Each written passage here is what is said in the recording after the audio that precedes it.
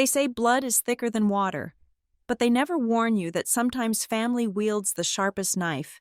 When my father slammed the gas on his sleek black Bentley, leaving me in a cloud of dust on I-95 with a broken heel, I did not cry, I smiled. He did not just abandon a failure, he abandoned his life's biggest creditor. And the interest? It starts accruing right this second. My name is Karina Westbrook, and for the first 26 years of my life, I existed as a ghost within my own family. I was the shadow cast by their blinding, artificial light, the uncomfortable silence in their boisterous cocktail parties, and today, on the supposed happiest day of my academic life, I was apparently nothing more than a logistical inconvenience.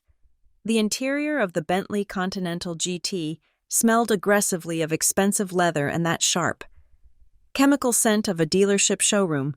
It was a smell my father, Robert, inhaled like oxygen. We were cruising down Interstate 95, the asphalt shimmering under a brutal summer sun that threatened to melt the tires of lesser vehicles. But not this car. Inside, the climate control was set to a crisp 68 degrees, a hermetically sealed bubble of privilege moving at 70 miles per hour toward the university stadium. I sat in the back, squeezed into the corner behind the driver's seat, my graduation gown, a heavy black fabric that felt suffocating even in the air conditioning, was folded awkwardly across my lap. Beside me sat Julian, my brother, the golden child. Julian was 22 years old, a man by biological definition. Yet he possessed the emotional maturity of a toddler who had never been told the word no. He was currently sprawling across 2/3 of the rear bench, his legs man-spread wide, encroaching on my limited territory. He was not looking at me. He was looking at his phone, held aloft on a stabilizing gimbal he had insisted on bringing. "What is up, guys? Welcome back to the channel," Julian shouted. His voice pitched an octave higher than his natural register, a tone he reserved exclusively for his internet audience. "So, big news today. The fam just dropped the bomb. Early graduation gift reveal. Look at this beauty." He dangled a key fob in front of the camera lens. It was heavy, sleek, and bore the winged B logo. Bentley Continental GT, black on black. We are literally riding in it right now to my sister's thing. But let's be real. The main event is right here in my hand. Smash that like button if you think I should take this baby for a spin to Vegas tonight. I stared out the tinted window. "Julian," I said, my voice quiet. "Could you maybe lower your voice? I am trying to review my speech notes." "Yo, chat. Did you hear that?" Julian laughed, turning the camera slightly to catch the side of my face. "Sister is stressing over her nerd speech. Doctorate in, what is it again? Growing mold? Regenerative biological tissue engineering," I corrected, though I knew it was a waste of breath. "Right, mold," Julian dismissed me, turning back to his screen. "Anyway, guys, look at the stitching on these seats." From the front passenger seat, my mother, Eleanor, adjusted the sun visor to check her reflection. She was applying a fresh layer of lipstick, a shade of red that looked like fresh arterial blood. "Karina, do not nag your brother. He is building his personal brand. You could learn something from his initiative. He has over 50,000 followers. That is a form of currency in the modern world." "I am about to receive a PhD. Mother," I said, clutching my binder tighter. "And we are very proud of your little school project," Robert said from the driver's seat, his eyes glued to the road, or rather, glancing admiringly at the dashboard of the car he had technically bought for his son. "But Julian is right. You are taking up a lot of space back there. This gown is voluminous. And those books? Do you really need a stack of books for a ceremony?" "It is my dissertation, Dad, and the gown is standard academic regalia." "It is clutter," Robert grumbled. He tapped the steering wheel. "I am worried about the leather. That cheap polyester material of your gown might scratch the finish. This is Napa leather. Karina, it is sensitive." I looked down at the soft fabric of the seat. My gown was soft. It had no sharp edges. The accusation was absurd. "I am not scratching anything." "You are crowding me," Julian whined, shifting his shoulder so it dug into my ribs. Dad, she is literally in my personal space. I cannot get the right angle for the wide shot with her pile of trash pushing into the frame. Robert sighed. A long, exaggerated sound that signaled he was making an executive decision. This is not working. The car began to decelerate. I frowned, looking up. We were in the middle of the highway, miles from the stadium exit. The traffic was moderate, cars whizzing by in the left lanes. Robert guided the Bentley toward the breakdown lane, the gravel crunching loudly under the tires as we came to a halt. Is something wrong with the engine? I asked. Robert put the car in park and unbuckled his seatbelt. He turned around in his seat to face me. His face was devoid of warmth. It was the face of a man looking at a spreadsheet error that needed to be deleted. Karina, get out. I blinked. The words did not register instantly. Excuse me? You heard your father, Eleanor chimed in, not even turning around. She was busy fixing a stray lock of hair. The car is too full. It is uncomfortable for Julian. He needs space to film his content. This is a big day for him. Getting this car. We want to capture the mood. And frankly, the atmosphere back there is too cramped. You want me to get out? On the highway? I asked, a cold knot forming in my stomach. We are 10 miles from the venue. My ceremony starts in 45 minutes. It is good exercise, Robert said, gesturing toward the door. Builds character. Besides, you are always talking about how inefficient fossil fuels are. Go ahead. Take a bus. Or an Uber. Just get your things out of my car. This is insane, I said, my voice trembling slightly. I am the one graduating. This trip is literally for me. Julian let out a sharp, mocking laugh. He lowered his phone, but I noticed the recording light was still blinking red. For you? Oh, Karina, you really do live in a fantasy world. We are going to the stadium to network. Dad needs to meet the investors in the VIP box. You just happen to be the excuse to get us in the door, but we cannot roll up to the VIP entrance with all that. He gestured vaguely at my entire existence. You look like a librarian who got lost. It ruins the aesthetic of the arrival. The aesthetic, I repeated, the word tasting like bile. Out, now, Robert commanded. His voice dropped to that dangerous baritone he used when he was firing employees. Do not make me drag you out. Karina, I do not want to wrinkle my suit. I looked at my mother. I wanted her to say something, to be a mother. She caught my eye in the rearview mirror. Her expression was mild, placid, completely unbothered. It is better this way, darling, Eleanor said. You know how you get anxious in crowds. A nice solo ride will help you compose yourself. We will save a seat for you, somewhere in the back where it is quiet. The betrayal was not a sharp knife. It was a dull, heavy stone crushing the air out of my lungs. I reached for the door handle. My hand was shaking, not from fear, but from a sudden, overwhelming clarity. I pushed the heavy door open. The heat hit me instantly. It was 90 degrees out there, humid and thick with the exhaust fumes of passing 18-wheelers. The noise of the highway was deafening compared to the silent sanctuary of the Bentley. I stepped out, my high heel catching slightly on the uneven asphalt of the shoulder. I dragged my heavy bag of books and my gown out after me. I stood there, clutching my dissertation to my chest, the black fabric of my dress instantly sticking to my skin in the heat. Robert did not wait for me to close the door. Julian reached over and slammed it shut. Through the tinted glass, I saw Julian laughing. He said something to our parents, and then the window rolled down halfway. Hey, doctor, Julian shouted over the roar of a passing truck. Since you are so smart, figure out the transit system. Here, treat yourself to a ticket. He flicked his wrist. A crumpled piece of paper flew out of the window and landed in the dust near my feet. It was a $20 bill. Do not spend it all in one place, Julian cackled. Robert floored the accelerator. The Bentley's engine roared, a deep, guttural sound of power and money. The tires spun, kicking up a cloud of grit and gravel that sprayed over my legs. I closed my eyes as the dust washed over me, coating my skin. my hair, and the hem of my dress. When I opened them, the black car was already a shrinking dot in the distance, weaving aggressively back into the fast lane. I stood alone on the side of Interstate 95. The wind from the traffic whipped my hair across my face. My shoes, cheap pumps I had bought from a discount rack 3 years ago, were pinching my toes.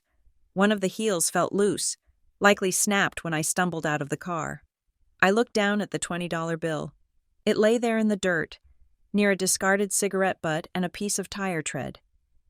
George Jackson's face stared up at the sky. My first instinct, the old instinct, the one belonging to the daughter who desperately wanted to please, who wanted to be good enough, was to pick it up, to call a taxi, to try and salvage the timeline, to rush to the stadium and apologize for being late. But that instinct died the moment the dust settled. I did not bend down. I did not reach for the money. I stared at it, and for the first time in years, the fog of familial obligation lifted. They thought they had left a helpless girl on the side of the road. They thought they had discarded a burden. They had no idea what they had actually done. They had just severed the only thing protecting them from me. I reached into the pocket of my blazer and pulled out my phone. The screen was hot to the touch from the sun. I did not open the ride-sharing app. I did not open my contacts to beg a friend for a rescue. I opened my secure email client. A notification had arrived 2 minutes ago, just as Robert was complaining about my books. Subject: Transaction Confirmation. Aetherios. Acquisition finalized. I tapped the email. The numbers on the screen were long, obscenely long. Transfer complete. Settlement amount deposited to account ending in 4099. I switched to my banking app. I placed my thumb on the sensor. The loading circle spun for a second before revealing the balance. $2,800,000,000. The number sat there, bold and absolute. It was funny. My father was driving a car he could technically barely afford, leveraging debt against a company that had been bleeding cash for 5 years. He was chasing investors, hoping to charm a few $100,000 out of them to keep his illusion of wealth afloat. My mother was worried about the aesthetic of their arrival, terrified that people might realize they were not American royalty, and they had just kicked a billionaire out of their car because she took up too much legroom. I looked up from the phone, staring at the empty horizon where the Bentley had vanished. A smile touched my lips. It was not a happy smile. It was sharp, cold, and entirely devoid of mercy. I remembered the Christmas when I was 10, and they forgot to buy me a gift because they were too busy planning Julian's pony-themed party. I remembered the time I won the state science fair, and Robert asked if I could trade the trophy for something useful, like a tennis scholarship. I remembered the tuition bills I paid myself by working 3 jobs while Julian crashed sports cars they replaced without blinking. I had absorbed it all. I had stored every slight, every insult, every moment of neglect like a battery storing charge. But today was not just another charge. Today was the discharge. I swiped the screen of my phone and composed a new message. It was not to my family. It was to a contact saved simply as legal. Execute Phase 2. I typed, "Prepare the asset recovery protocols, and get me a car, not a taxi. Send the convoy." I hit send. I looked down at the $20 bill one last time. A gust of wind from a passing semi-truck caught it, lifting it into the air. It fluttered pitifully against the concrete barrier before being sucked into the wake of traffic. I did not watch it go. I turned my back to the road, straightened my spine, and waited. The heat was no longer oppressive. It felt like a forge, and I was the steel that had finally finished tempering. My family wanted independence. They wanted me to stand on my own 2 feet. Challenge accepted. But when I walked into that stadium, I would not be walking in as their daughter. I would be walking in as their owner. The pneumatic doors of Bus 42 hissed open with a sound like a dying lung. A wall of stagnant air hit me, thick with the scent of unwashed bodies, cheap sanitizer, and the metallic tang of old brake dust. It was a stark, violent transition from the hermetically sealed, leather-scented silence of the Bentley, but I stepped up the metal stairs without hesitation. I tapped my phone against the payment reader. The screen cracked in the corner, a detail that usually made me wince but today felt like a masterful piece of camouflage. The bus was packed. It was the mid-morning lull for the corporate class, but for the shift workers, the students, and the invisible laborers of the city. The commute never ended. I squeezed past a woman clutching 3 bags of groceries and a man in a paint-stained jumpsuit who was asleep with his forehead resting against the window. There were no seats. I grabbed the overhead handrail, the metal slick and warm from 100 other hands. As the bus lurched forward, joining the sluggish flow of traffic, I felt the vibration travel up my arm and rattle my teeth. My graduation gown, designed for a stately walk across a podium, felt ridiculous here. The heavy black fabric snagged on the zippers of backpacks and brushed against the knees of seated passengers. A group of teenagers in the back row giggled. Pointing at my mortarboard cap, which was slightly askew, I could hear their whispers. They saw a girl in a costume. They saw a student who could not afford a car. They saw a failure. I stared straight ahead, focusing on an advertisement for a predatory loan company pasted above the exit door. The contrast was so sharp it almost made me dizzy. My body was being jostled in a steel box worth perhaps $50,000, surrounded by people worrying about rent and grocery bills. While my mind was currently processing data that would bankrupt small nations, my phone buzzed in my hand.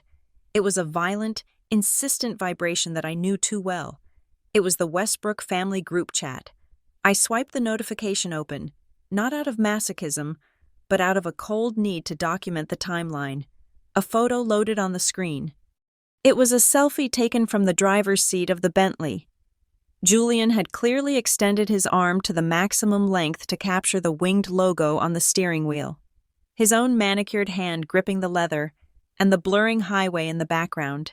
He was wearing his signature smirk, the one that made his eyes crinkle in a way my mother called charming and I called sociopathic.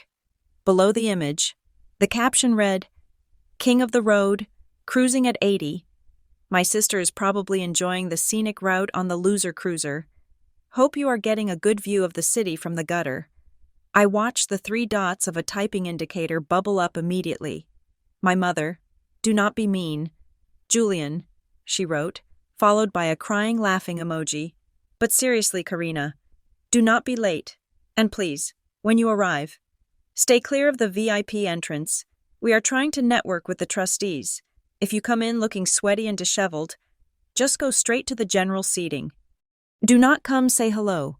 You will ruin Julian's live stream frame if you walk into the background looking like a refugee." I read the words twice. I did not feel the sting of rejection anymore. That nerve had been severed back on the highway shoulder. Instead, I felt a clinical detachment, like a surgeon examining a tumor before excision. They were so small. Their ambitions were so microscopic. A car, a VIP seat, a live stream with 50,000 followers. They were fighting for crumbs while standing on top of a gold mine they were too arrogant to notice. I minimized the chat. I did not reply. There was no point in speaking to the dead.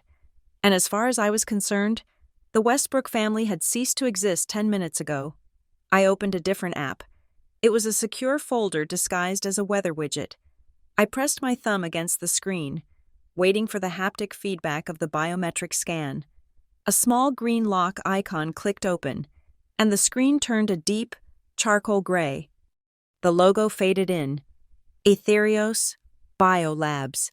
It was a name that meant nothing to the general public. Not yet, to the scientific community. It was a whisper, a rumor of a breakthrough in regenerative tissue synthesis that was supposedly years away from viability to the pharmaceutical giants. It was the terrifying future that threatened to render their outdated treatments obsolete. And to me, it was 6 years of my life. A new notification banner scrolled across the top of the secure dashboard. Merger finalized.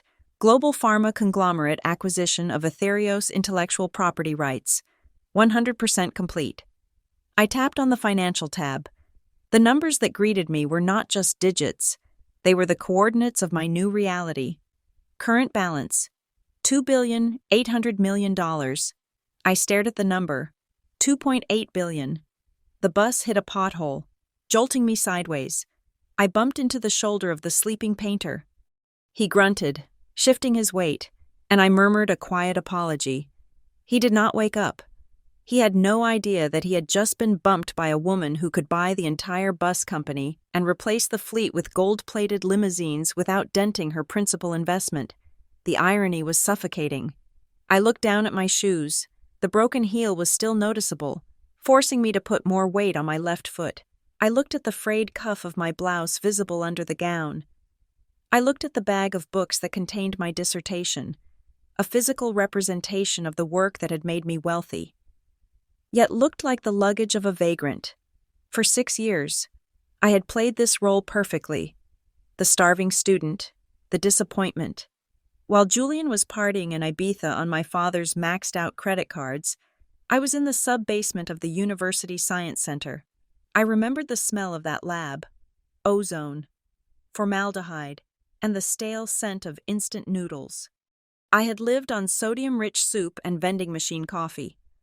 I had worn clothes from thrift stores, not because I had to, but because every dollar I saved was a dollar I could funnel into buying reagents, securing server time for protein folding simulations, and paying the filing fees for the patents I had registered under a shell corporation. I remembered the nights I slept on a cot next to the incubators, terrified that a power fluctuation would destroy months of cell cultures. I remembered the sneers of my father when I came home for holidays, wearing the same winter coat for 4 years in a row. He had called me embarrassing. He had told his friends I was struggling to keep up with my studies, that I lacked the killer instinct of the Westbrook lineage. He was right. I did not have their killer instinct. I had something far worse. I had patience. I had built Etherios in the shadows. I had kept my name off the public filings, using a complex web of legal entities to shield my identity. I knew my father. I knew that if Robert Westbrook had sniffed even a hint of potential profit, he would have swooped in. He would have claimed he inspired me. He would have tried to take control of the board. He would have drained the company's accounts to buy yachts and watches, destroying the research before it could save a single life. So I became the gray rock, the boring daughter, the nerd with the dead-end academic career. I let them underestimate me. I let them treat me like furniture. I let them buy Julian a Bentley while I took the bus. And now, the long game is over.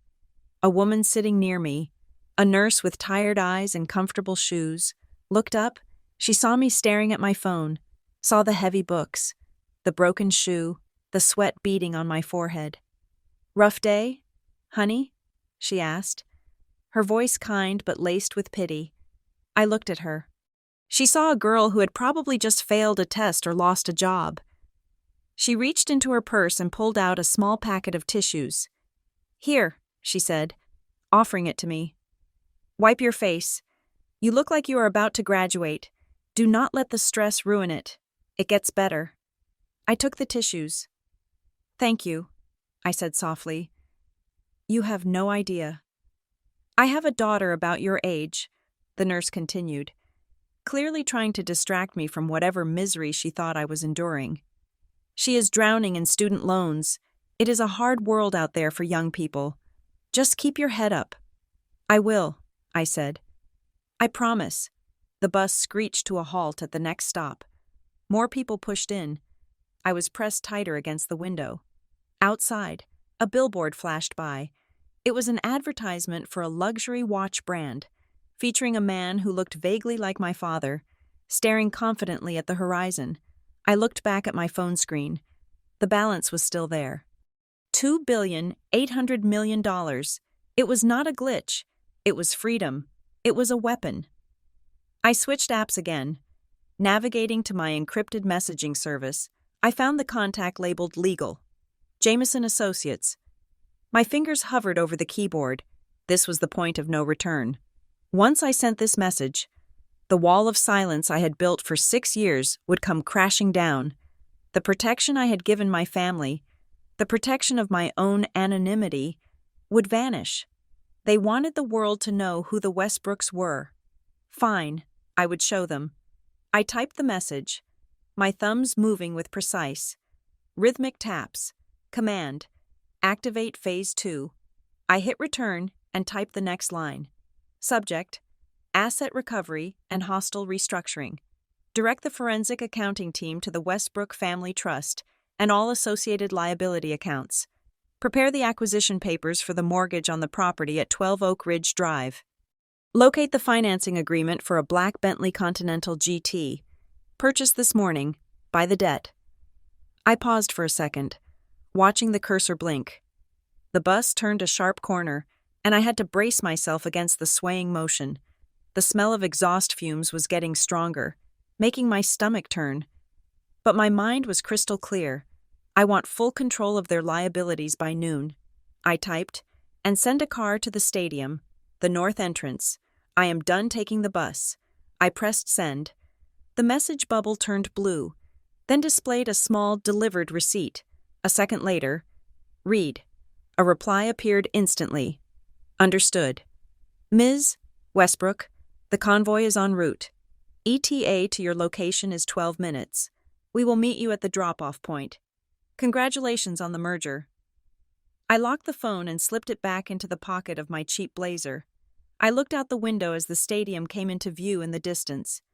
It rose like a concrete bowl against the skyline, flags snapping in the wind. Somewhere in that massive structure, my family was schmoozing, drinking champagne they could not afford, and laughing about the daughter they had abandoned on the highway. I gripped the handrail tighter. The nurse smiled at me again, a gesture of solidarity between two struggling women. I smiled back, genuine this time. It really does get better, I told her. Sometimes, it gets better all at once. The bus rumbled on, carrying a billionaire in a broken pair of heels toward her destiny. I was no longer just a passenger. I was the driver of a collision course that had been 6 years in the making, and I was not going to hit the brakes. The stadium was a cauldron of noise and synthetic energy. 20,000 people were crammed into the concrete bowl, a sea of graduation gowns, proud parents, and screaming siblings. The air smelled of overpriced popcorn, humidity, and the collective anxiety of 1,000 students realizing they now had to find jobs. I walked through the general admission turnstiles, the metal bar hitting my hip with a dull thud. The security guard, a man with sweat stains darkening the armpits of his yellow uniform, barely glanced at my ticket before waving me through. "Bag check to the right," he grunted, pointing toward a long, snaking line of people waiting to have their purses and backpacks searched. I joined the queue, clutching my dissertation. My phone buzzed in my pocket, but I ignored it. I already knew what was happening on the other side of the stadium. The university stadium was segregated by an invisible but impenetrable wall of money. On the east side, under the scorching sun, were the metal bleachers for the general public.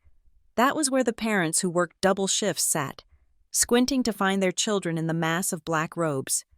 On the west side, shaded by a massive cantilevered roof and cooled by industrial fans, was the VIP donor section. My family was in the West Wing. They did not belong there. I knew the financial reality of the Westbrook estate better than anyone, especially after the email I had received on the bus.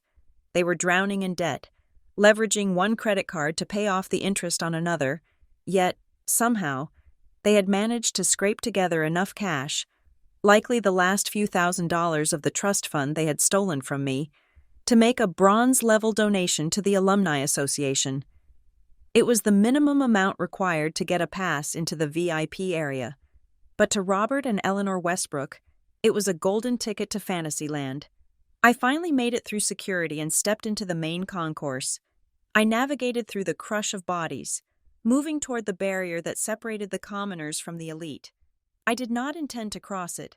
I just wanted to see them. I wanted to witness the performance one last time before the curtain fell. I spotted them easily. They were designed to be seen.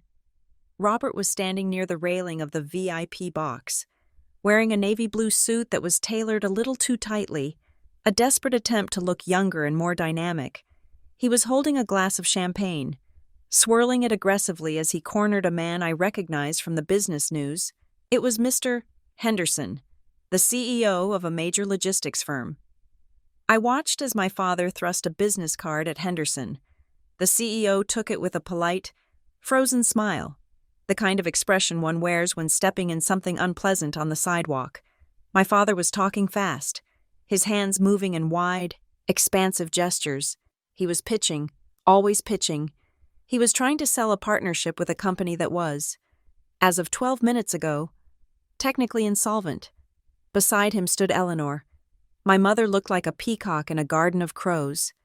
She wore a wide-brimmed hat that was completely inappropriate for an academic ceremony and a dress that cost more than my entire undergraduate tuition. She was not looking at the ceremony setup. She was looking at herself in the reflection of the glass partition, adjusting a diamond necklace that I knew for a fact was a high-quality cubic zirconia replica. The real one had been sold 2 years ago to cover a gambling debt. And then there was Julian. My brother was not sitting. He was standing on a chair, a violation of protocol that the ushers were too polite to correct, and holding his phone high above his head. He was live streaming. I moved closer. Standing in the shadow of a concrete pillar near the partition, I could hear his voice drifting over the noise of the crowd. "Check out the view, guys," Julian shouted, pointing his camera toward the field. "VIP treatment only. We are sitting with the movers and shakers today. You can see the peasants baking in the sun over there on the east side. Brutal. But hey, that is the grind, right? You have to hustle to sit in the shade." He turned the camera to his wrist. The gold watch glinted in the sunlight. It was a Rolex Submariner. I knew exactly when he got it. He had charged it to the company expense account last month, categorizing it as office equipment. "King Energy," Julian said to his phone. "Smash that hype button if you are claiming this lifestyle." I felt a wave of nausea. But it was not from disgust. It was a strange, cold pity. They were like actors on a stage who did not realize the theater was burning down. They were preening and posing, desperate to convince the world, and themselves, that they mattered. They believed that sitting in a cushioned chair made them important. They believed that a leased Bentley and a fake necklace were armor against the world. Suddenly, Eleanor turned her head. Her gaze swept across the crowd below the VIP box. Her eyes locked onto mine. For a second, I thought she might wave. I thought that maybe, seeing her daughter about to become a doctor of philosophy, some maternal instinct might flicker to life. I stood there, clutching my thesis, my hair frizzy from the humidity, my shoes scuffed. I was the reality she wanted to hide. Eleanor's face tightened. She tapped Robert on the shoulder. He turned, annoyed at the interruption, and followed her gaze. When he saw me, his expression curdled. He did not smile. He did not gesture for me to come up. Instead, my mother made a sharp, dismissive motion with her hand. She flicked her wrist, shooing me away like a stray dog that had wandered too close to a picnic. She pointed aggressively toward the far end of the stadium, toward the highest, furthest rows of the general admission bleachers. "Go away," her gesture screamed. "You are ruining the aesthetic." Robert glared at me, then deliberately turned his back, returning his attention to the trapped CEO. I stood frozen. The rejection was absolute. Even here, at the finish line, they wanted me invisible. They were ashamed of me. They were ashamed that I had taken the bus, ashamed of my non-designer clothes, ashamed that I did not fit their delusion of grandeur. "Excuse me." The voice came from my right. It was low, baritone, and polite. I turned. A man was standing there. He was not a security guard. He was wearing a black suit that was cut with a precision that made my father's outfit look like a costume. He had a small earpiece coiled behind his ear and held a tablet in his hand. He looked like the kind of man who handled problems before they became news headlines. "Yes?" I asked, bracing myself. I assumed he was going to tell me I was loitering. The man looked at the tablet, then back at me. His eyes swept over my scuffed shoes and my messy hair.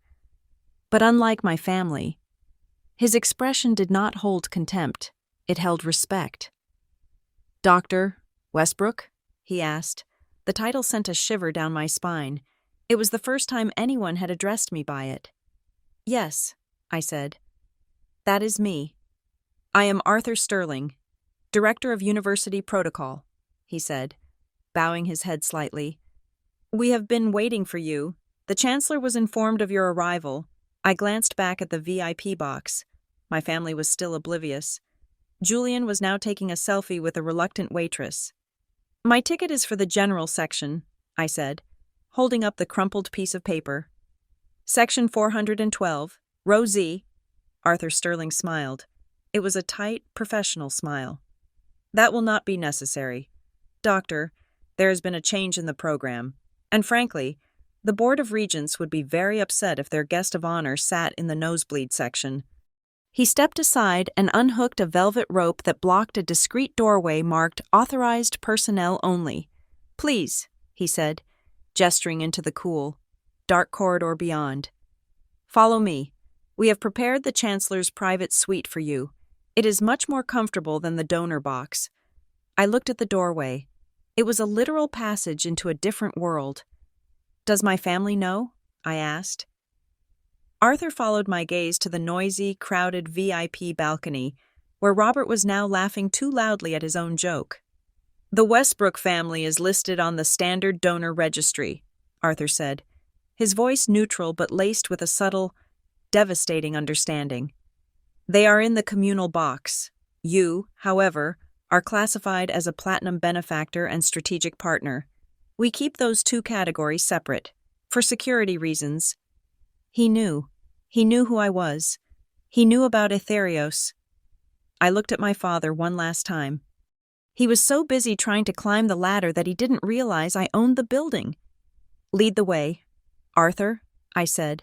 I stepped past the velvet rope. Arthur clicked it shut behind me. The noise of the crowd vanished instantly as the heavy soundproof door closed. The corridor was silent, carpeted in plush crimson wool. The air was cool and smelled of fresh lilies and expensive coffee. We walked past a series of doors. I saw the signs. Head of Security, Boardroom, VIP, Hospitality. Arthur stopped at a double door made of mahogany at the end of the hall. He tapped a code into a keypad. The lock disengaged with a solid, heavy clunk. The Chancellor is finishing his opening remarks, Arthur said. But he asked me to ensure you had everything you needed. There are refreshments inside. And Dr. Westbrook? Yes? Your legal team sent over a package, Arthur said, pointing to a sleek black leather briefcase sitting on a side table inside the room. They said it contains the documents you requested for the Phase 2 initiative. They asked me to tell you that the transfers were completed at 10:45 this morning. I walked into the room.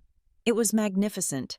A floor-to-ceiling glass wall offered a panoramic view of the entire stadium, but it was tinted one way. I could see everything, the 20,000 people, the ants crawling on the field, and the noisy, crowded VIP box to my left, but they could not see me. I walked over to the glass.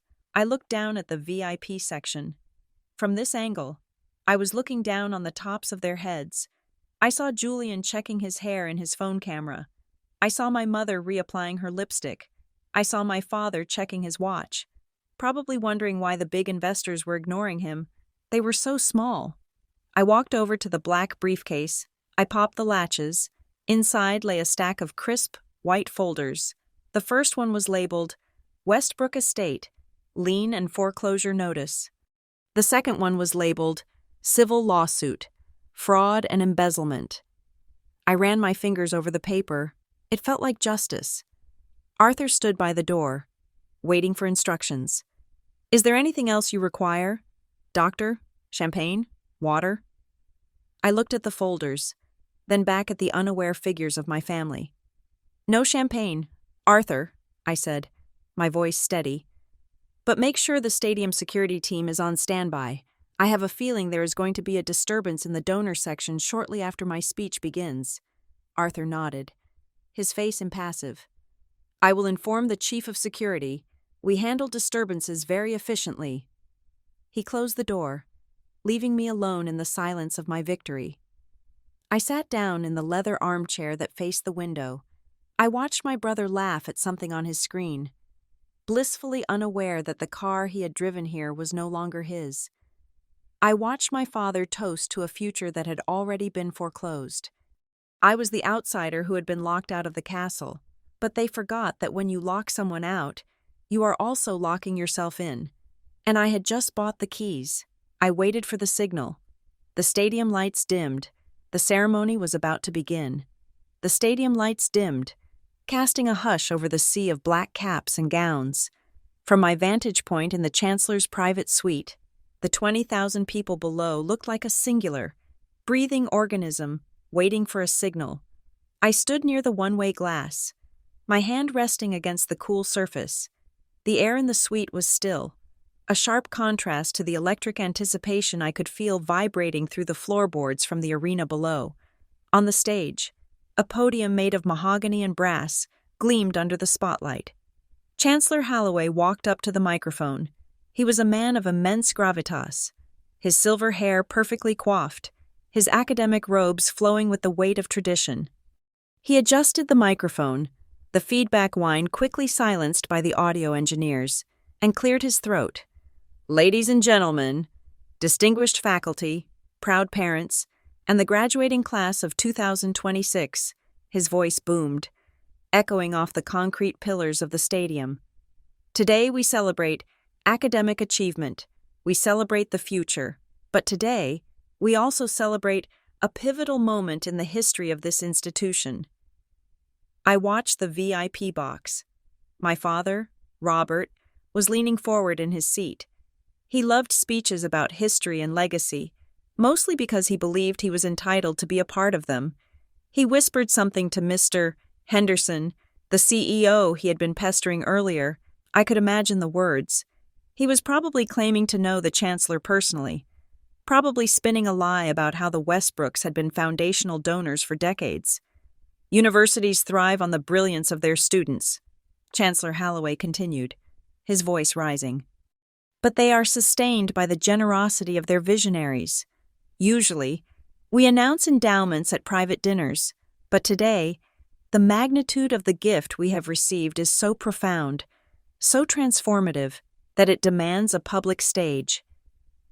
A murmur rippled through the crowd. In the VIP section, the reaction was immediate. My mother, Eleanor, sat up straighter, smoothing the silk of her dress. I saw her lips move. She was saying the word money. I knew her tells. She smelled cash in the water. "This morning," the Chancellor announced, "the university received a single donation of $500 million. The gasp that went through the stadium was audible even through the soundproof glass of my suite. It was a collective intake of breath, followed by a roar of disbelief. $500 million. It was an abstract number to most people, a figure so large it felt imaginary. In the VIP box, my family went into a frenzy. Robert grabbed Eleanor's arm. I saw the frantic calculation in his eyes. $500 million meant a billionaire was in the building. It meant a target. I saw him mouth the words, "Who is it?" to the person next to him, Julian, who had been bored a moment ago. Immediately pointed his phone camera toward the stage. He was ready to capture the content. A donor of that size was clout, and Julian was a parasite who fed on proximity to power. "I need to meet them," Robert was undoubtedly saying. "I need an introduction." I took a sip of water from the crystal glass Arthur had left for me. My hand was steady.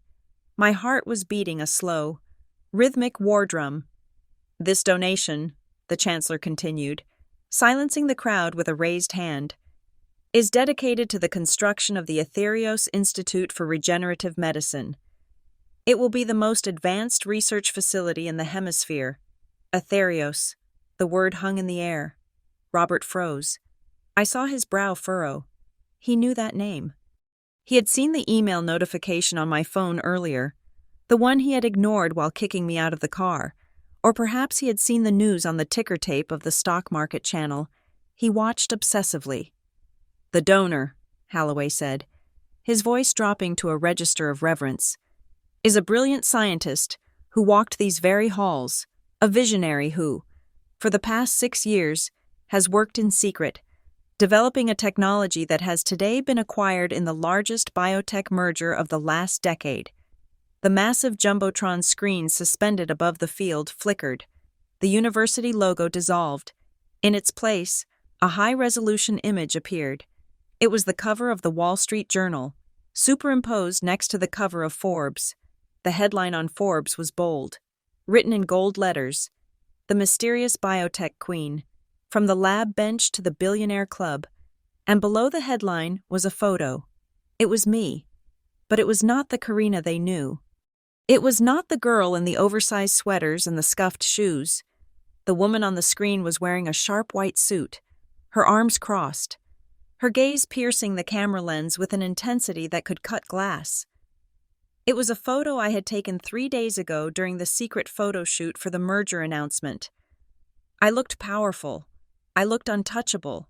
The reaction in the VIP box was a study in slow-motion catastrophe. Robert had been raising his glass of champagne to his lips, likely preparing to toast the unknown benefactor. When the image hit the screen, his hand simply stopped working. The flute slipped from his fingers. It tumbled through the air, end over end, and shattered against the concrete floor of the balcony. The liquid splashed onto his polished shoes, but he did not look down. He was paralyzed. His mouth hung open, a perfect circle of shock. Eleanor was worse. She had been midway through checking her makeup in a compact mirror. When she looked up and saw my face, 10 feet tall on the digital screen, her jaw went slack. The compact fell from her hand, bouncing off her lap. The thick layer of foundation on her face seemed to crack as her expression contorted from vanity to absolute, unadulterated horror. She looked like she was seeing a ghost, or perhaps a judgment. And Julian, my brother, lowered his phone. He stared at the screen, then at his phone, then back at the screen. The smirk that was permanently etched onto his face vanished, replaced by the blank, stupid look of a child who realizes the game is over and he has lost. Chancellor Holloway turned toward the tunnel entrance, his arm extended in invitation. "Ladies and gentlemen," he roared, his voice shaking with emotion. "Please rise and welcome the founder of Aetherios Biolabs, the newest titan of American industry, Dr. Karina Westbrook." The door to my suite opened. Arthur Sterling stood there, bowing low. "It is time, Doctor," he said. I set the water glass down. I smoothed the front of my gown. I did not need the mirror. I knew who I was. I walked out of the suite, down the short corridor, and stepped into the blinding light of the stadium. The moment I became visible on the stage, the noise became physical. It was a wall of sound, cheering, applause, the stomping of feet. 20,000 people rose as one. The flashbulbs of cameras erupted like a localized lightning storm. Thousands of tiny stars exploding in the stands. I walked to the center of the stage. I did not walk with my head down. I did not hunch my shoulders. I moved with the predatory grace of a woman who had just eaten the world. I stopped next to the Chancellor. He offered me his hand, and I shook it firmly. Then, I turned to face the crowd. I looked directly at the VIP section. From the stage, I could see them clearly. They were the only 3 people in the stadium who were not clapping. They were frozen statues of regret. Robert was gripping the railing so hard his knuckles were white. Eleanor was clutching her chest, looking as if she might faint. Julian was just standing there, small and insignificant against the backdrop of my triumph. The applause washed over me, cleansing me of the dust from the highway. It drowned out the memory of the wind on Interstate 95. It drowned out the insults, the neglect, the years of being treated like a burden. I stood there, bathed in the spotlight, and for the first time in my life, I let them see me, not the sister, not the daughter, the creditor, and as the applause reached its crescendo, shaking the very foundations of the stadium, I locked eyes with my father across the distance. I did not smile. I did not wave. I simply stood there, radiating the crushing weight of $2,800,000,000, and watched him realize that he had thrown away the winning lottery ticket. The silence that followed the applause was not empty. It was heavy, charged with the electric potential of a storm about to break. I stood at the podium, my hands gripping the polished wood, looking down at the thousands of faces turned toward me, but my focus was locked on 3 specific individuals in the VIP box. The shock that had paralyzed the Westbrook family lasted exactly 10 seconds. Then, the greed kicked in. It was a physical transformation, grotesque and fascinating to watch. I saw the gears turning in Robert's head. He blinked, and the look of horror vanished, replaced instantly by a feral, hungry desperation. He did not see a daughter who had achieved greatness. He saw a lifeline. He saw a walking, breathing bailout package for his bankruptcy. He saw $500 million with his last name on it. "That is my daughter!" Robert's scream tore through the momentary quiet of the stadium. It was shrill, cracking with panic and avarice. He lunged forward, shoving Mr. Henderson aside with a violence that sent the CEO stumbling into a waiter. Robert did not apologize. He scrambled over the row of seats, ignoring the VIP protocol, ignoring the startled gasps of the dignitaries around him. "Karina!" Eleanor shrieked, her voice pitching up into a theatrical wail of maternal devotion. "Karina, baby! Oh, thank God!"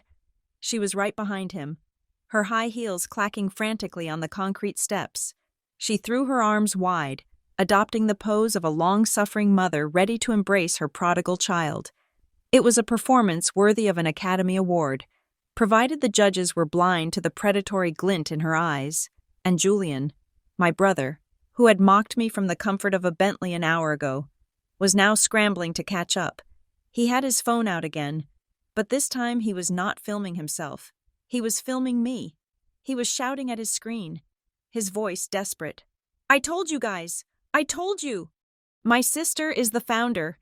We are the Ethereos family. This is huge." They were coming for me. They were rushing the stairs that led down from the VIP box to the field level. Pushing past the confused ushers, they moved like a pack of starving wolves who had just smelled blood in the water. The stadium security, the regular yellow-jacketed staff, looked confused. They saw well-dressed people, clearly from the VIP section, claiming to be the family of the guest of honor. They hesitated. One guard stepped forward to block Robert, but my father shoved a finger in the man's face. "Do not touch me!" Robert bellowed, his face turning a blotchy red. "That is my flesh and blood up there. I am Robert Westbrook. I raised her. Let me through." The guard faltered. Stepping back, that was the mistake. Robert broke into a run, sprinting across the grass toward the stage steps. Eleanor trotted behind him, holding her hat with one hand, panting. Julian was right on their heels. "Karina!" Robert shouted again, reaching the bottom of the stairs. He looked up at me, his eyes wide and manic. He was sweating profusely, his expensive suit disheveled. "Karina, honey, tell them who we are. We are so proud of you." "We knew it all along," Eleanor cried out. Tears, actual, summoned tears, streaming down her cheeks. She reached toward me, her fingers clawing at the air as if she could physically drag the money out of my pockets. "My brilliant girl, I told your father you were special. Let us come up. Darling, we need to celebrate as a family." The crowd murmured. People were confused. To them, this looked like a touching, albeit chaotic, family reunion. A few people even started to clap, thinking this was part of the show. I leaned into the microphone. My voice boomed through the massive speaker system, drowning out Robert's frantic shouting. "Ladies and gentlemen," I said, my tone cool, calm, and utterly devoid of warmth. The crowd quieted down. Sensing the shift in the atmosphere, I looked down at Robert, who had one foot on the bottom step of the stage. He froze, a smile plastered on his face, waiting for me to validate him. He expected me to pull him up. He expected me to share the glory. He expected me to be the same docile, obedient girl he had bullied for 26 years. They say that success has many fathers, while failure is an orphan, I continued, my voice echoing off the stadium walls. It is a convenient proverb for people who like to claim credit for work they did not do. Robert's smile faltered. Today, I stand here with a net worth of $2,800,000,000, I said, letting the number hang in the air like a guillotine blade. And I am donating 500 million of it to this university. The crowd cheered again, but I held up a hand. Silence fell instantly. However, I said, looking directly into Robert's eyes, I want to be very clear about where this success comes from. It does not come from a supportive lineage. It does not come from family money. And it certainly does not come from the people standing at the bottom of these stairs. Eleanor's hands dropped to her sides. Julian stopped filming. This morning, I said, my voice dropping an octave, becoming intimate and deadly. I was thrown out of a car on Interstate 95. I was told that I was a burden. I was told that I took up too much space. I was told to take the bus because I did not fit the aesthetic of success. A gasp rippled through the 20,000 people. The camera operator zoomed in on my face, projecting my cold fury onto the giant screens. Then, the camera cut to the 3 people standing at the foot of the stage. So, I said, I would like to dedicate this victory to the only person who did not abandon me on the side of the road today. I paused. Robert opened his mouth to speak, but I cut him off. Me, I said. I dedicate this to myself. The silence in the stadium was absolute. I raised my hand and pointed a single, accusing finger at Robert, Eleanor, and Julian. Security, I commanded. From the shadows of the wings, the real security team emerged. These were not the yellow-jacketed stadium staff. These were the men Arthur Sterling had hired. They were 6 feet 4 inches tall, built like linebackers, wearing black tactical suits. They moved with a terrifying, synchronized efficiency. Please remove these strangers from the VIP area, I said, my voice ringing with finality. They are harassing me. I do not know them. Karina! Robert screamed, the color draining from his face. What are you doing? I am your father. You cannot do this. I have no father, I said into the mic. My father died the moment he chose a Bentley over his daughter. The security team descended on them. It was not a gentle escort. It was an extraction. 2 guards grabbed Robert by the arms. He tried to struggle, flailing his fists, but they locked his elbows with professional ease. He was lifted off his feet, his polished shoes kicking helplessly at the air. Unhand me, Robert shrieked, his voice cracking. Do you know who I am? I am a donor. I am a Westbrook. You are trespassing, one of the guards stated flatly. Eleanor tried to run back toward the seats, but another guard blocked her path. He took her firmly by the elbow. She screamed, a high-pitched sound of indignation. This is assault, she yelled, looking around for sympathy that was not there. My daughter is having a breakdown. She does not mean it. Karina, stop this madness. Think of the scandal. Get them out, I said, turning my back on them. Julian was the last to fall. He tried to leverage his social media presence. He shoved his phone into the face of the approaching guard. I am live streaming this, Julian shouted, his voice trembling. You touch me, and my 50,000 followers will cancel you. My sister is a billionaire. She will fire you. The guard simply slapped the phone out of Julian's hand. It clattered onto the grass. Then, the guard grabbed Julian by the back of his designer blazer and hauled him away as if he were a misbehaving child. My phone, Julian wailed. My content. Karina, tell them to stop. The entire stadium watched in stunned fascination as the aristocratic Westbrook family was dragged across the field. Robert was still shouting threats. Eleanor was sobbing about her reputation. Julian was trying to pick up his phone while being pulled backward. It was ugly, it was raw, and it was the most satisfying thing I had ever seen. I watched them until they were dragged into the dark tunnel at the far end of the stadium, their voices fading into the distance. The stadium was silent, 20,000 people holding their breath, unsure of how to react to the brutal public execution of a family bond. I turned back to the podium. I adjusted the microphone. I did not look rattled. I did not look sad. I looked like a CEO who had just handled a hostile takeover. "My apologies for the interruption," I said smoothly. A few nervous chuckles rippled through the crowd. "Resilience," I continued, picking up my speech exactly where I had planned to start, as if the last 3 minutes had never happened. "Resilience is not just about enduring hardship, it is about alchemy. It is about taking the lead that life throws at you, the neglect, the doubt, the isolation, and transmuting it into gold." I looked out at the graduates. They were staring at me with wide eyes. I wasn't just a speaker anymore. I was a legend. "I spent 6 years in a basement," I said, my voice gathering strength.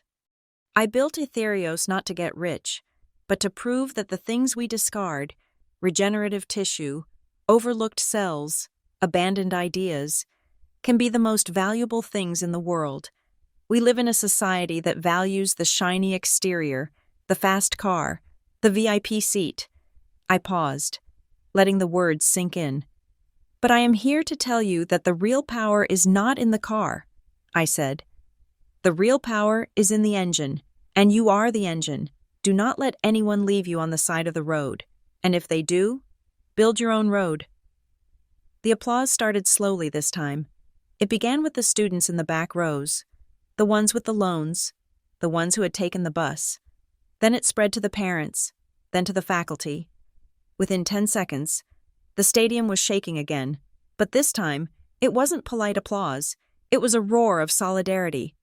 I stood there, alone on the stage, listening to the sound of 20,000 people cheering for the girl who had been thrown away. My family was gone. They were being tossed out onto the street by the very security they thought protected them. I did not miss them.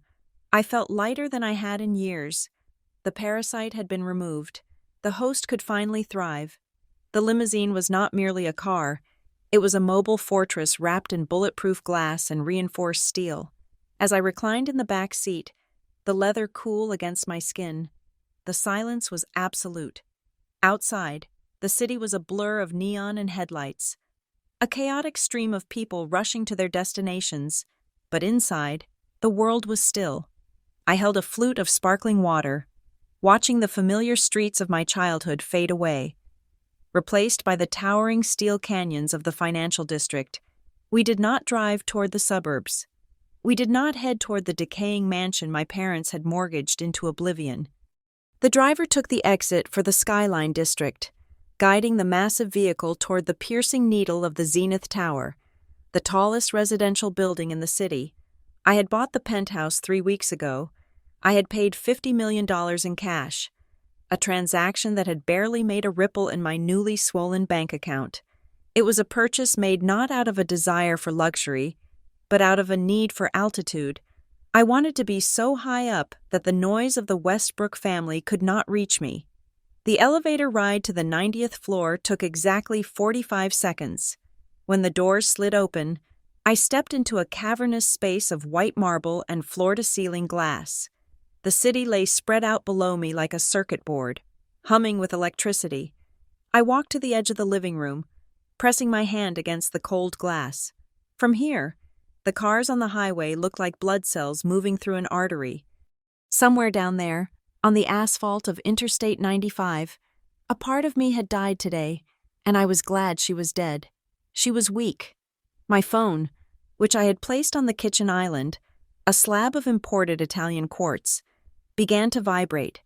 It moved across the smooth surface like a living thing. I walked over and looked at the screen. 97 missed calls, 142 text messages. The names scrolled past in a frantic parade. Dad, Mom, Julian, but then others appeared. Aunt Linda, who hadn't spoken to me since I refused to give her free tutoring for her son 5 years ago. Cousin Mike, who used to call me the nerd at Thanksgiving dinners. Uncle Peter, who once told me that a woman's place was in the kitchen, not a laboratory. Suddenly, they were all very concerned about my well-being. Karina, darling, just saw the news. So proud. Call me. Cousin, long time no see. We should grab coffee. I have a business idea. Karina, please pick up. Your mother is hysterical. We are family. I let out a dry, humorless laugh. They were not calling Karina the person. They were calling Karina the bank. They were vultures who had smelled a fresh kill, circling the carcass of my anonymity, hoping to tear off a strip of flesh. I swiped the screen, activating the Do Not Disturb mode, but not before blocking every single number. I did not want to hear their apologies. Their apologies were just invoices in disguise. I poured myself a glass of wine. It was not a vintage bottle from a dust-covered cellar. It was a bottle of generic red blend that I had bought from a convenience store 2 days ago for $12. I poured the cheap, purple liquid into a baccarat crystal glass that cost $400. The contrast pleased me. It was a reminder that no matter how high I climbed, I knew the taste of the bottom. I took a sip, the sharp acidity biting my tongue, and let my mind drift back. For years, I had asked myself the question that plagues every neglected child. Why? Why was I the outcast? Why was Julian the prince while I was the servant? I was smarter. I was more responsible. I did everything right, yet Robert looked at me with a simmering resentment, and Eleanor looked at me with disappointment. It wasn't until I was 16 that I understood. It wasn't about my grades, or my clothes, or my personality. It was my face. I walked over to the reflection in the glass window. The woman staring back at me had high cheekbones, a sharp, angular jawline, and eyes that were a piercing, icy blue. I looked exactly like Josephine Westbrook. My grandmother, Robert's mother, had been the true source of the family wealth. She was a steel tycoon's daughter, a woman of iron will and terrifying discipline. She had despised Robert's weakness. She had hated his frivolous spending, his laziness, his constant need for validation. She controlled him with a tight leash, denying him the fortune he felt entitled to, forcing him to work low-level jobs in her company to build character. Robert hated her. He feared her, and when she died, he thought he was free. But then I was born. As I grew older, I became her living ghost. Every time Robert looked at me, he didn't see a daughter. He saw the mother who judged him. He saw the eyes that saw through his lies. He saw the intelligence that made him feel small. That was why he spoiled Julian. Julian looked like Eleanor, soft, malleable, and vain. Julian was safe. I was the enemy in his own house, a constant reminder of his inadequacy. The realization brought me peace. It wasn't my fault. It never had been. I was simply the mirror he couldn't bear to look into. My train of thought was interrupted by a notification on my tablet. My media monitoring team, a group of sharks I had hired from a top-tier crisis management firm, had set up alerts for my name. Alert: viral trend, spiking on TikTok. Tag: Westbrook, betrayal.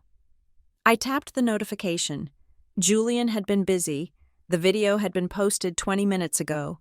It already had 2 million views. Julian was sitting in what looked like a hotel room, likely a cheap one, since his credit cards were frozen. The lighting was dim, designed to make him look pale and tragic. His eyes were red, though I suspected the redness came from rubbing them rather than crying. "Hey guys," Julian whispered into the camera, his voice trembling. "I do not even know what to say. I am in shock." He wiped a non-existent tear. "You guys saw what happened at the stadium. My sister Karina had security drag us out. Her own family, the people who raised her," he sniffled loudly. "She is painting us as villains, guys, but you do not know the truth. We sacrificed everything for her education. My dad sold his stocks to pay for her lab fees. My mom is heartbroken. She is in the hospital right now with chest pains because of the stress." A lie. Eleanor was probably at a bar, drinking a martini and complaining to the bartender. "Karina let the money change her," Julian continued, shaking his head. "She forgot where she came from. She humiliated us for clout. She left us with nothing, just because she wanted to look cool for the cameras. It is abuse. Guys, it is financial and emotional abuse. Please spread the word. Do not let her get away with destroying her family." I scrolled down to the comments. Oh my God. That is so sad. Eat the rich. She looks like a sociopath. How could a sister do that? Justice for Julian. The internet was a fickle beast. It loved a victim. Julian was playing the only card he had left, the sympathy card. He was trying to turn the mob against me before I could even enjoy my champagne. I smiled. It was a cute attempt. Amateur, but cute. I opened the secure messaging app on my phone. My thumb hovered over the contact labeled PR, strategy lead. I typed a single sentence. Release the footage. Raw. No edits. I hit send. I had anticipated this. I knew Julian would try to control the narrative. That was why. Immediately after the incident on the highway, I had contacted the Department of Transportation, or rather, my lawyers had. We had purchased the feed from the traffic camera at mile marker 112 for legal evidence purposes. I watched the clock on the wall. 5 minutes passed. Then, my tablet pinged again. A new alert. Trending. The Bentley incident. I refreshed the social media feed. The video my team had released was stark. It was black and white, grainy, shot from a high angle on a traffic pole, but the image was unmistakable. The timestamp in the corner read 9:12 a.m. The video showed a sleek black Bentley pulling onto the dusty shoulder of the highway. It showed the door opening. It showed a young woman in a graduation gown struggling to get out, dragging heavy bags of books. It showed the car door slamming shut. And then, it showed the detail that would bury them. It showed the window rolling down. It showed an arm throwing a piece of paper, the $20 bill, out onto the dirt. And then, it showed the Bentley peeling away, kicking up a cloud of dust, leaving the girl standing alone as 18-wheelers roared past inches from her body. There was no sound, but the cruelty screamed from the screen. I watched the comments section on Julian's video refresh in real time. The tide did not just turn, it evaporated. Wait, did you guys see the traffic cam footage? You liar! You literally dumped her on the highway.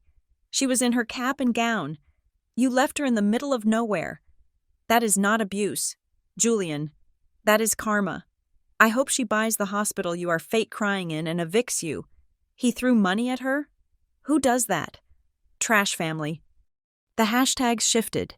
Team Karina began to trend worldwide. The internet's fury, previously directed at me, swung around like a wrecking ball and smashed into the Westbrook family. I watched Julian's follower count drop.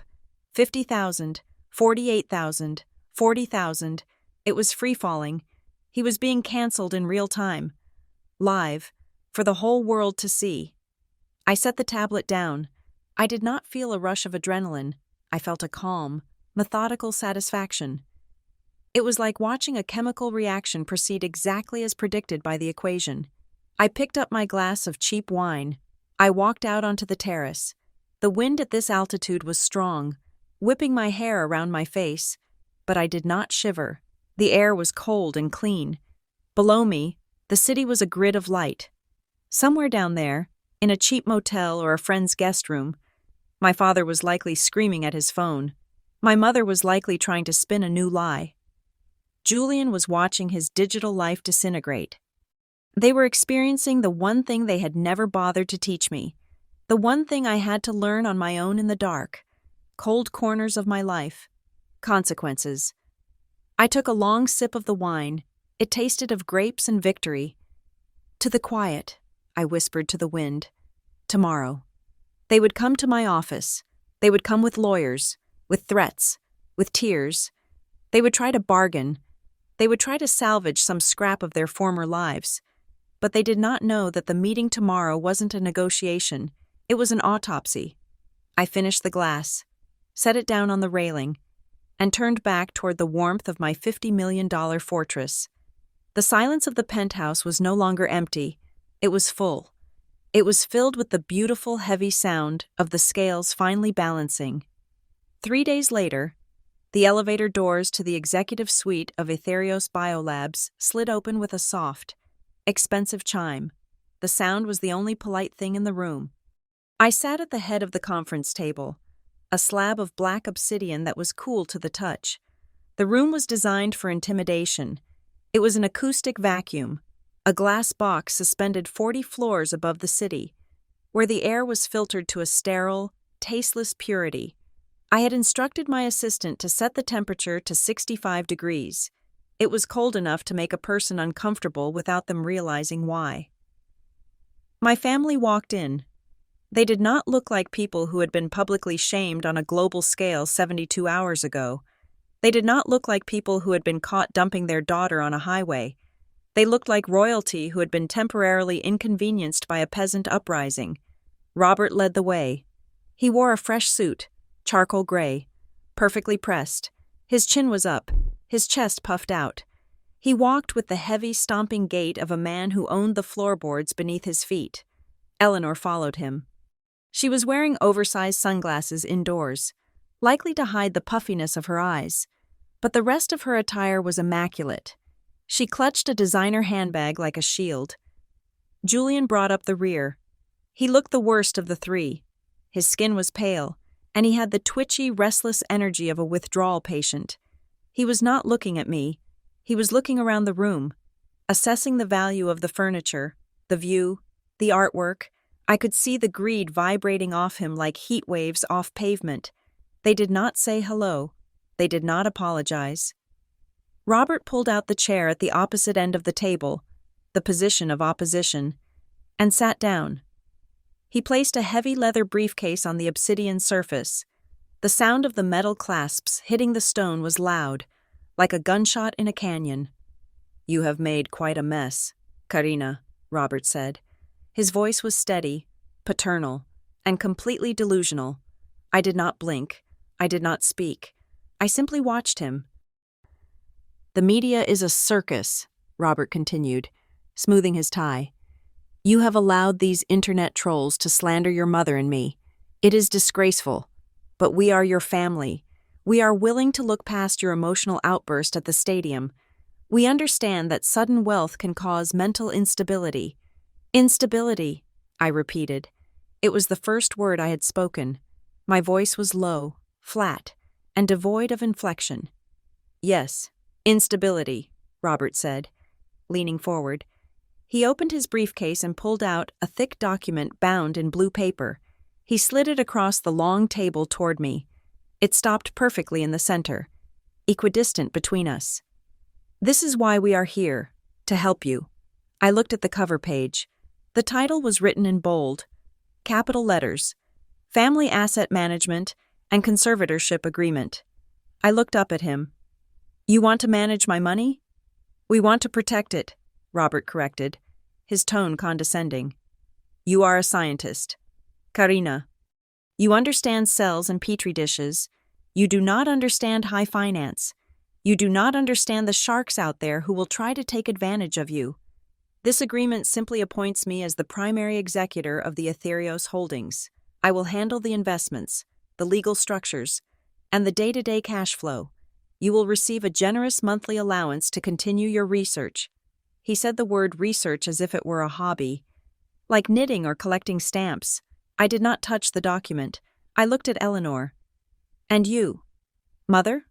What is your role in this protection?" Eleanor took off her sunglasses. Her eyes were rimmed with red, but they were hard as flint. "I have suffered. Karina, do you know what they are saying about me online? They are calling me a monster. I cannot show my face at the country club. My reputation is in tatters." She reached into her purse and pulled out a smaller single sheet of paper. She placed it on top of Robert's dossier. "I have spoken to our family attorney," Eleanor said, her voice trembling with a mix of rage and self-pity. "This is a demand for defamation damages. $10 million. It is the bare minimum to cover the emotional distress and the cost of the PR campaign I will need to launch to restore my good name. You owe me this. Karina, after everything I sacrificed to raise you. $10 million. She wanted $10 million because the world found out who she really was." I turned my gaze to Julian. "And the golden boy? What is your price?" Julian leaned back in his chair, putting his feet up on the rung of the table. He tried to look casual, but his knee was bouncing nervously. I do not want charity, Julian said, sniffing loudly. I am a businessman. I have a vision. He pulled a tablet out of his backpack and slid it across the table. The screen displayed a logo that looked like a jagged lightning bolt inside a pyramid. Apex Coin, Julian said. It is the future of decentralized currency. I have been working on the white paper for months. It is going to revolutionize the way we trade digital assets in the metaverse. I am offering you the chance to be the seed investor, ground floor. How much? I asked. $50 million, Julian said, naming the figure as if it were the price of a sandwich. For a 40% stake, it is a steal. Honestly, once we go public, that $50 million will be worth $5 billion. I am basically handing you free money as a peace offering. I looked at the three of them. Robert wanted control. Eleanor wanted compensation. Julian wanted a bailout for a Ponzi scheme. They had walked into the headquarters of a multi-billion-dollar biotech firm, sat down across from the founder, and demanded control of the empire they had tried to destroy. The arrogance was breathtaking. It was a masterpiece of narcissism. I picked up the glass of water in front of me. I took a slow sip. The silence stretched out. 10 seconds, 20 seconds, 30 seconds. Robert shifted in his chair. Well, sign the papers. Karina, let us put this ugly chapter behind us. I set the glass down. The click of glass on stone echoed in the room. You are right, I said softly. Robert's eyes lit up. He exhaled. A long breath of relief. He thought he had won. He thought the old Karina, the desperate-to-please daughter, was still in there somewhere. I need help, I lied. This money is overwhelming. The tax implications alone are terrifying. And the merger the legal team is talking about corporate structures I do not understand. Exactly, Robert said, pointing a finger at me. That is what I have been saying. You are out of your depth. Honey, but Daddy is here to fix it. However, I said, raising a finger. The room went still again. If I am going to sign over stewardship of my assets, I said, choosing my words with the precision of a surgeon making an incision, I need to be sure that the existing family portfolio is being managed correctly. I cannot mix my clean capital with messy ledgers. Robert stiffened slightly. Our ledgers are impeccable. I am sure they are, I said. But the board of directors at Aetherios will require due diligence. They will not let me appoint a personal asset manager without a full audit of his previous performance. I leaned forward. Resting my elbows on the table, I looked Robert directly in the eyes. Here is my counteroffer. I did not slide a paper across the table. I just spoke. I will consider the conservatorship. I will consider the $10 million for Mother. And I will even have my tech team look at Julian's crypto project with an open mind. Julian pumped his fist silently. Eleanor let out a small sob of relief.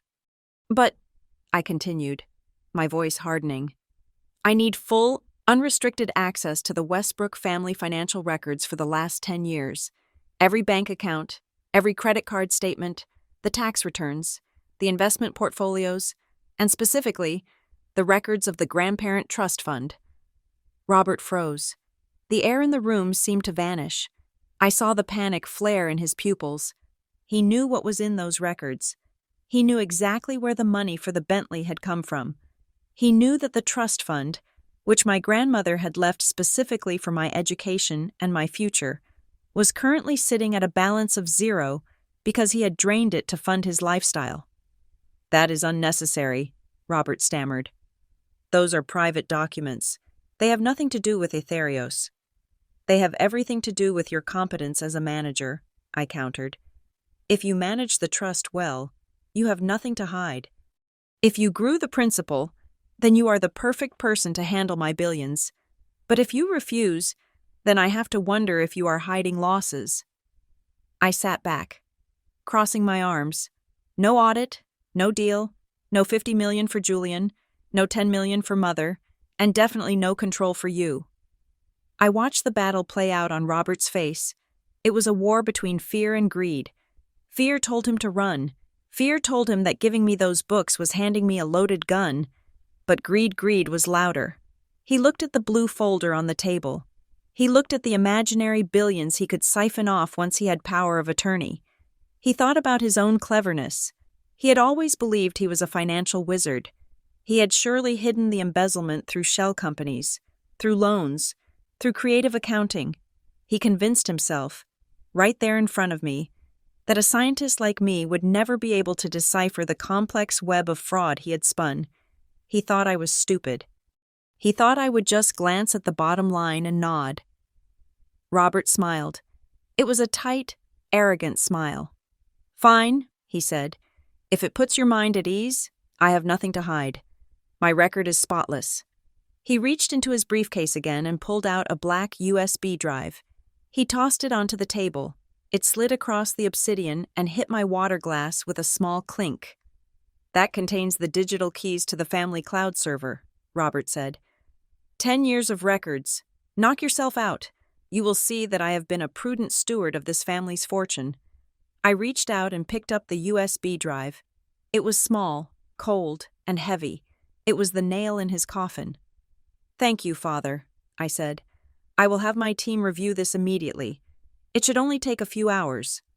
"Good," Robert said, standing up and buttoning his jacket.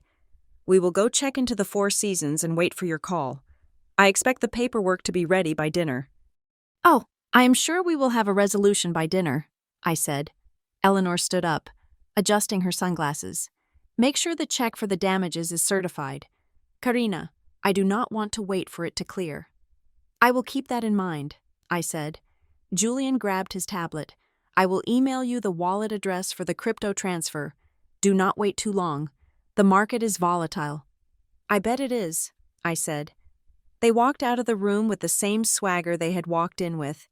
They thought they had just negotiated the deal of a lifetime. They thought they had played me. I waited until the elevator doors closed. I waited until the digital indicator showed they were descending past the 80th floor. Then, I picked up the office phone. "Send them in," I said. The side door of the conference room opened. It was not a waiter. It was a team of 5 people carrying laptops and heavy briefcases. They did not look like scientists. They looked like sharks in human suits. "Ms. Westbrook," the lead accountant said, nodding to me. "Is that the data?" I held up the USB drive. "This is everything. 10 years of transactions. I want you to find every penny. I want you to trace every withdrawal. Specifically, I want you to find the unauthorized transfers from the Josephine Westbrook Educational Trust." "And when we find them?" the accountant asked, plugging the drive into his military-grade laptop. I turned my chair to look out the window, down at the city where my family was currently heading to a luxury hotel they could not afford, expecting a payday that would never come. "When you find the evidence of fraud," I said, my voice cold as the glass I was touching. "You do not call me. You call the district attorney, and then you call the bank that holds the mortgage on their house." I watched the first progress bar appear on the accountant's screen, decrypting 10%, 20%. "They wanted to manage my assets," I whispered to the empty room. "So let us start by managing their debt." The trap was sprung. They had just handed me the murder weapon, wiped their prints off it, and placed it in my hand. The conference room on the 40th floor of the Aetherios Tower had transformed from a place of negotiation into a sterile operating theater. The patient on the table was not a human being, but the financial life of the Westbrook family. And the surgeons were a team of 5 forensic accountants from the firm of Sterling, Vance, and Associates. I did not touch the keyboard myself. I was a scientist, a specialist in biological regeneration, not financial deconstruction. I sat in the corner, observing the process with the detached fascination of a researcher watching a virus consume a host. The team leader, a man named Mr. Vance, who wore wire-rimmed glasses and possessed a personality as dry as a desert, had plugged Robert's USB drive into an isolated, air-gapped server. For the first hour, there was silence, broken only by the rhythmic clatter of mechanical keyboards and the hum of cooling fans as their proprietary algorithms clawed through 10 years of PDFs, bank statements, and Excel spreadsheets. We are building a timeline, Vance said, his voice devoid of emotion. We are cross-referencing reported income against lifestyle expenditure. We are looking for the delta. The delta. The difference between what is true and what is claimed. I watched the screens on the wall. They were filled with waterfalls of data, lines of code that represented vacations, dinners, tuition payments, and mortgage interest. To the untrained eye, it was chaos. To Vance's team, it was a narrative. 12 hours passed. I ordered food for the team, sushi and black coffee, but I did not eat. I could not digest anything until I knew the anatomy of the lie. By the 24th hour, the sun had risen over the city, casting a pale, gray light into the room. The team had stopped typing. The frantic clicking had ceased, replaced by a heavy, somber silence. Vance stood up. He adjusted his glasses and looked at me. He did not look like a man who had found a simple clerical error. He looked like a coroner who had just discovered the cause of death was poison administered by a loved one. "Dr. Westbrook," Vance said, "we have completed the preliminary audit. We have sufficient evidence to construct a full profile of the Westbrook estate." "Tell me," I said from the shadows of my chair. "It is worse than mismanagement," Vance said. "It is systemic, predatory fraud." He tapped a key, and the main screen changed. It displayed a graph. The line started high on the left and plummeted to a flat line on the right, hovering near zero for the last 5 years. "First, let us address the source of income," Vance began, using a laser pointer to circle the flat line. "Your father's company, Westbrook Logistics. According to Robert Westbrook's public claims, it is a thriving import-export business, according to the tax returns and bank ledgers on this drive. The company has been technically insolvent since 2021. I felt a cold shiver, but I was not surprised. How did they keep the house? The cars? They were running a classic Ponzi scheme on a micro scale, Vance explained. They would take out a loan from Bank A to pay the interest on the loan from Bank B. Then they would open a new credit card to pay the minimum balance on the first card. It was a house of cards held together by debt and denial. But you cannot fund a lavish lifestyle on debt alone. Eventually, the banks cut you off. They needed a reservoir of liquid cash to keep the illusion alive. Vance clicked to the next slide. The screen turned a deep, alarming red. The title at the top read, "The Josephine Westbrook Educational Trust." My breath hitched. This was it. This was the legacy my grandmother had left for me. She had set it up when I was born, a protected fund that was supposed to unlock when I turned 25, or be used earlier for educational expenses approved by a trustee. The trust was established with a principal of $3 million in 1999, Vance recited. It was invested conservatively. By the time you turned 18, with compound interest, the value was approximately $4.2 million. $4 million. I had spent my college years eating instant noodles. I had walked to campus in the snow because I could not afford winter boots. I had worked 3 jobs, barista, tutor, lab assistant, just to pay for my textbooks. "Where is it?" I asked, my voice barely a whisper. "It is gone," Vance said bluntly. He brought up a document on the screen. It was a scanned PDF. It was a transfer of custodianship form, dated 3 days after my 18th birthday. "On this date," Vance said, pointing to the bottom of the document, "Robert Westbrook filed a petition to become the sole signatory of the trust, citing that the beneficiary, you, had granted him full power of attorney to manage the assets for investment purposes." "I never signed that," I said. "I never signed anything." "We know," Vance said. He zoomed in on the signature line. There, in black ink, was my name, Karina Westbrook. It looked right at first glance, but then Vance overlaid it with a sample of my actual signature from my driver's license and my university ID from that year. "The pressure points are wrong," Vance explained, his tone clinical. "The loop on the C is too wide, the slant is inconsistent, and if you look closely at the pixelation, you can see the hesitation marks. This was not written by a fluid hand. It was traced, or practiced until it looked passable. He forged my signature, I stated.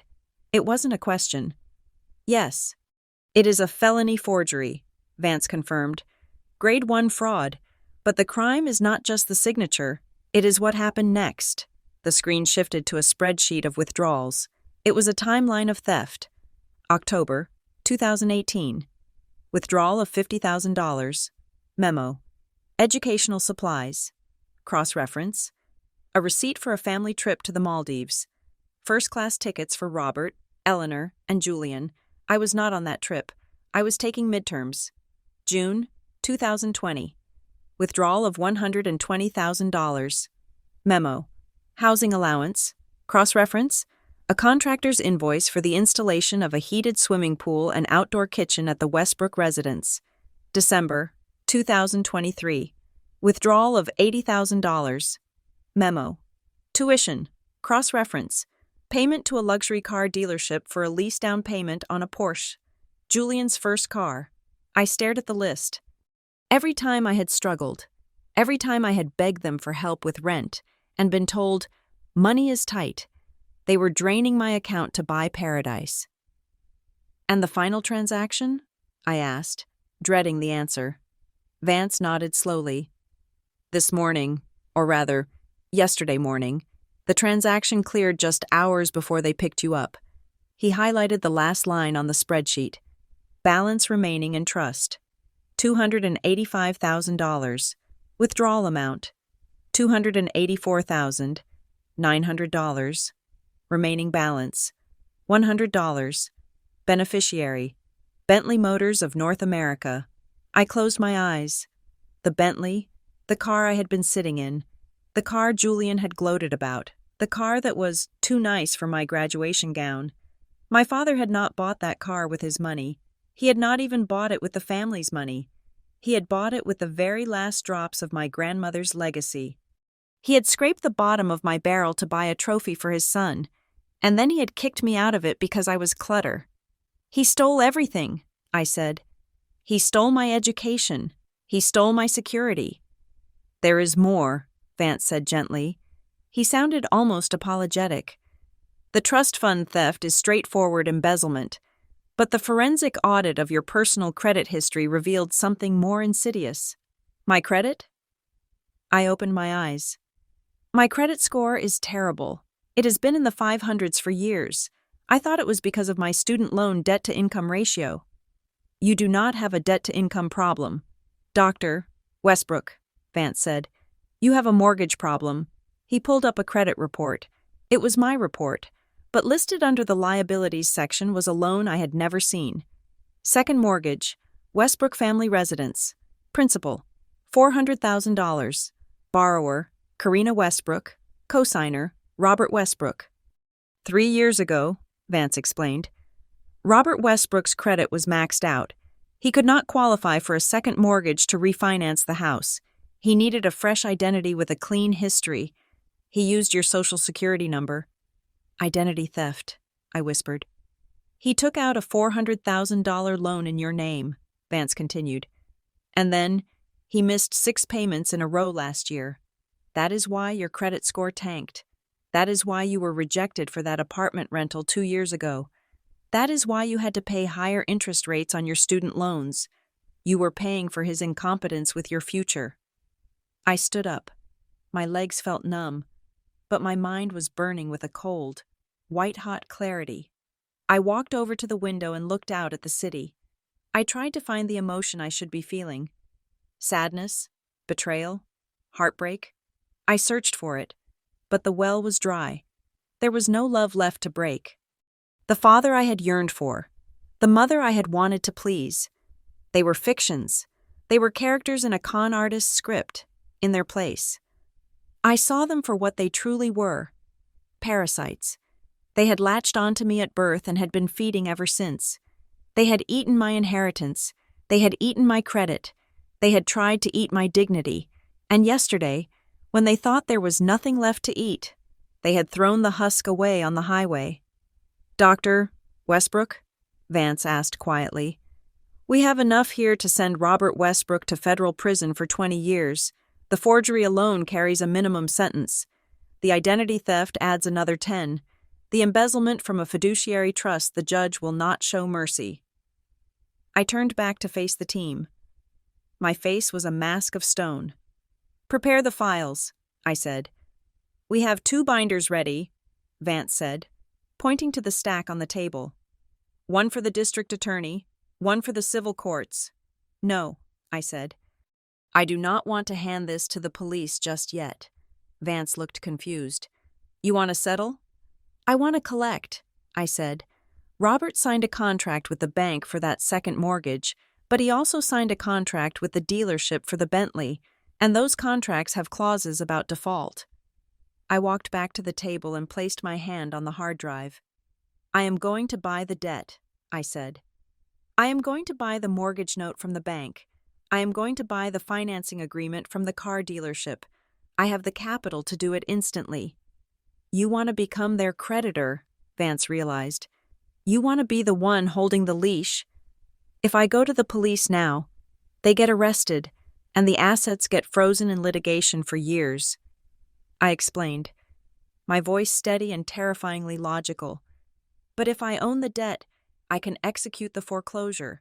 I can execute the repossession. I can strip them of every single thing they stole from me before the handcuffs even go on." I looked at the screen, at the red line that represented my grandmother's love, stolen and turned into a sports car. "I want them to feel it," I said. "I want them to know what it feels like to have the ground pulled out from under them.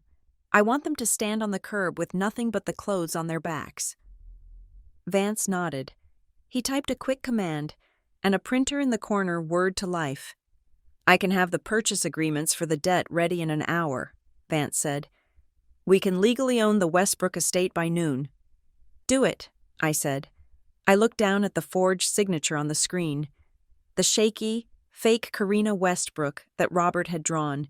He had used my name to destroy me. Now, I would use my name to bury him. "And Vance," I added. "Yes, Doctor. Make sure the repossession order for the Bentley is prioritized. I want that car gone before they even finish their room service lunch." The printer spat out the first page of the document. It was titled, "Notice of Accelerated Debt and Intent to Foreclose." I picked it up. The paper was warm. It felt like a weapon. The investigation was over. The evidence was steel, and now it was time to bring the hammer down.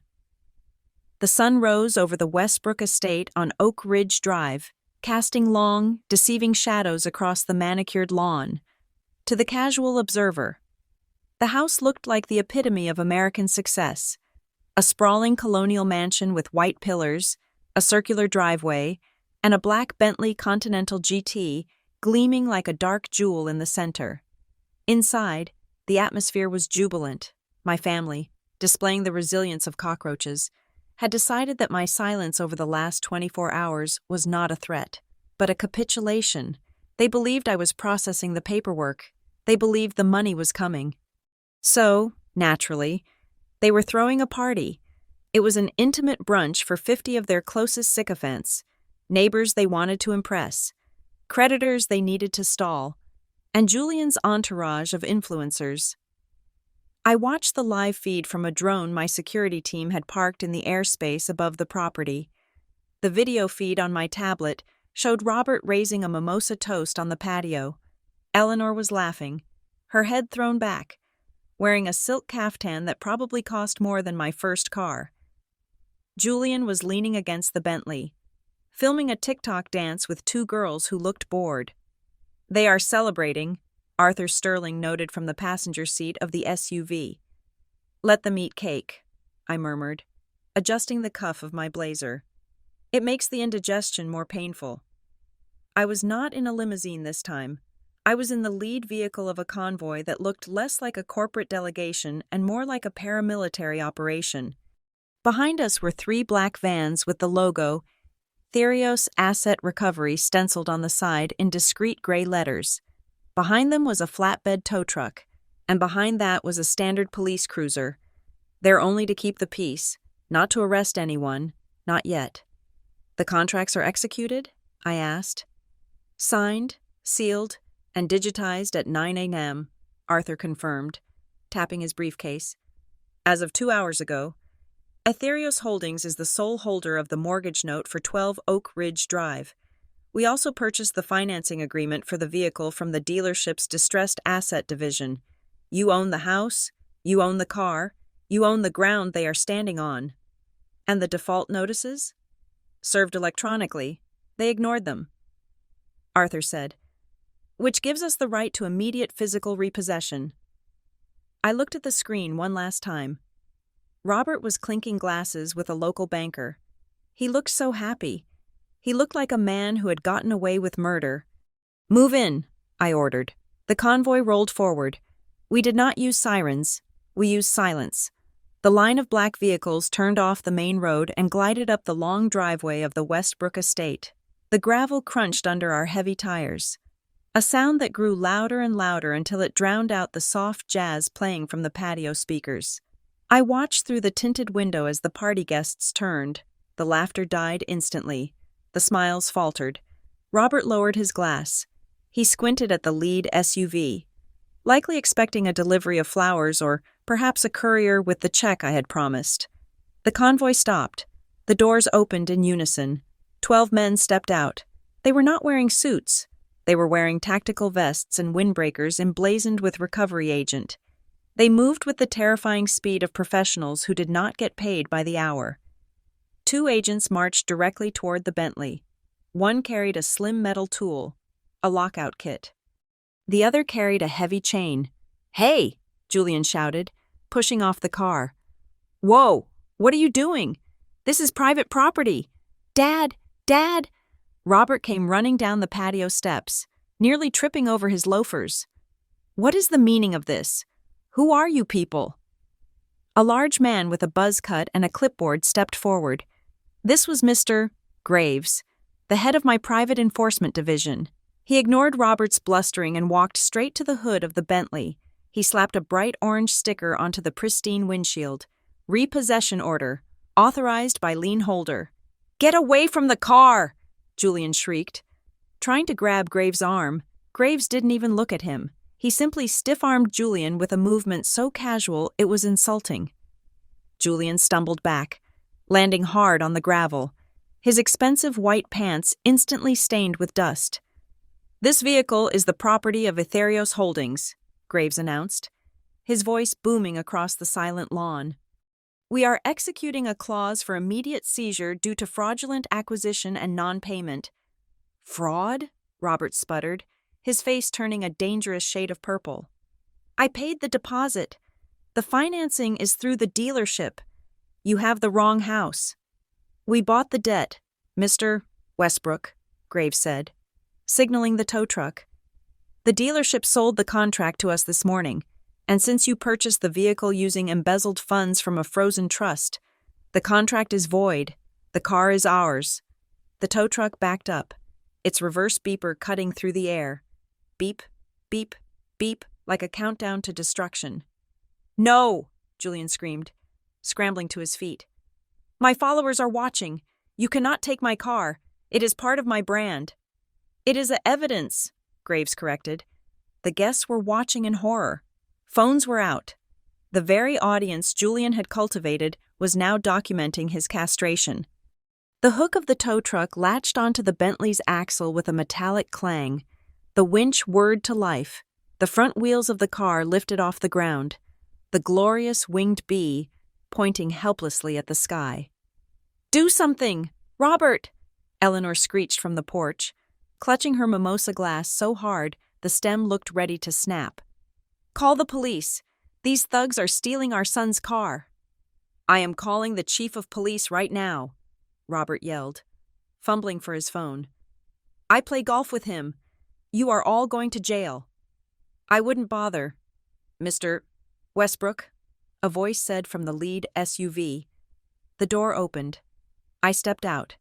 I was wearing a white suit, sharp and blinding in the midday sun. I wore sunglasses that cost more than Julian's crypto portfolio. I did not walk on the gravel. I glided.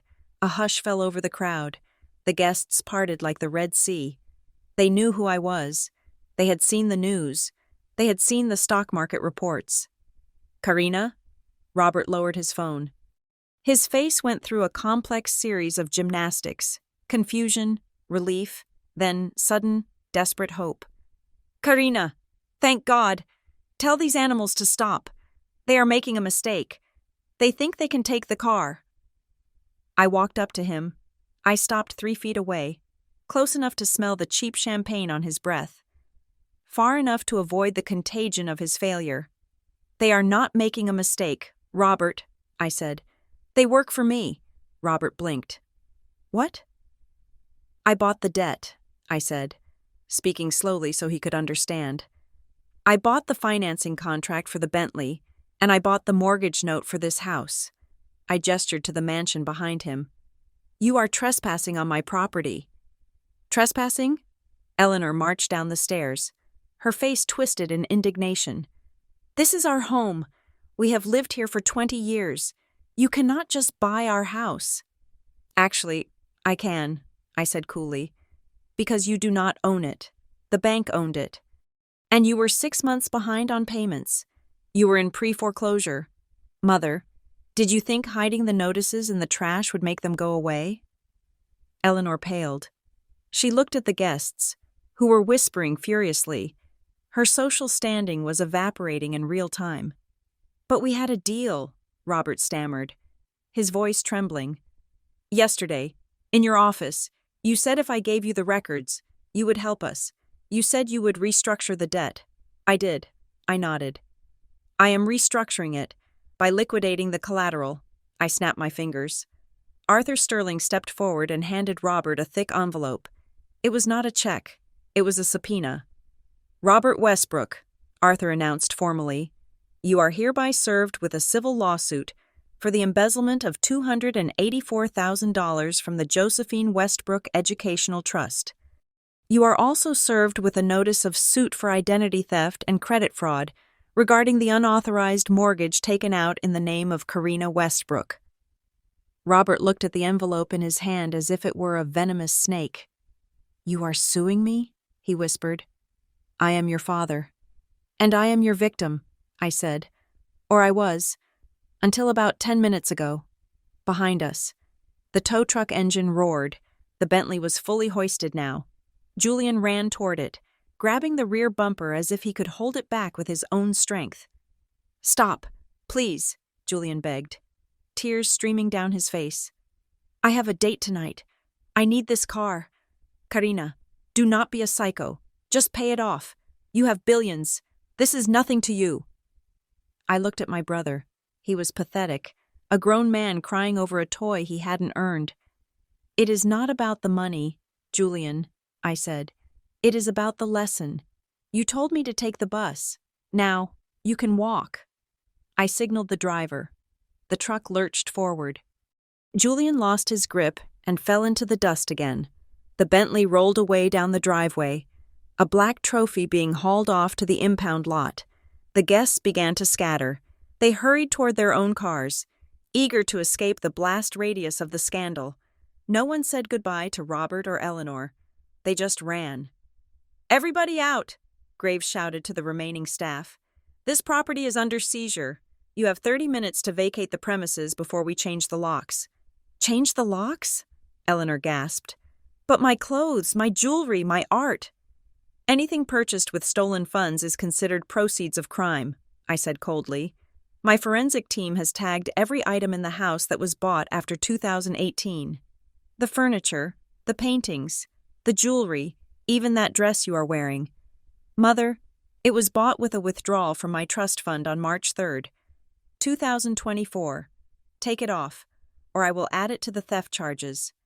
Eleanor clutched the silk caftan to her chest, looking wild-eyed. Karina, please, Robert pleaded, dropping to his knees. It was a shocking sight. The proud patriarch, kneeling in the dirt in his Sunday best.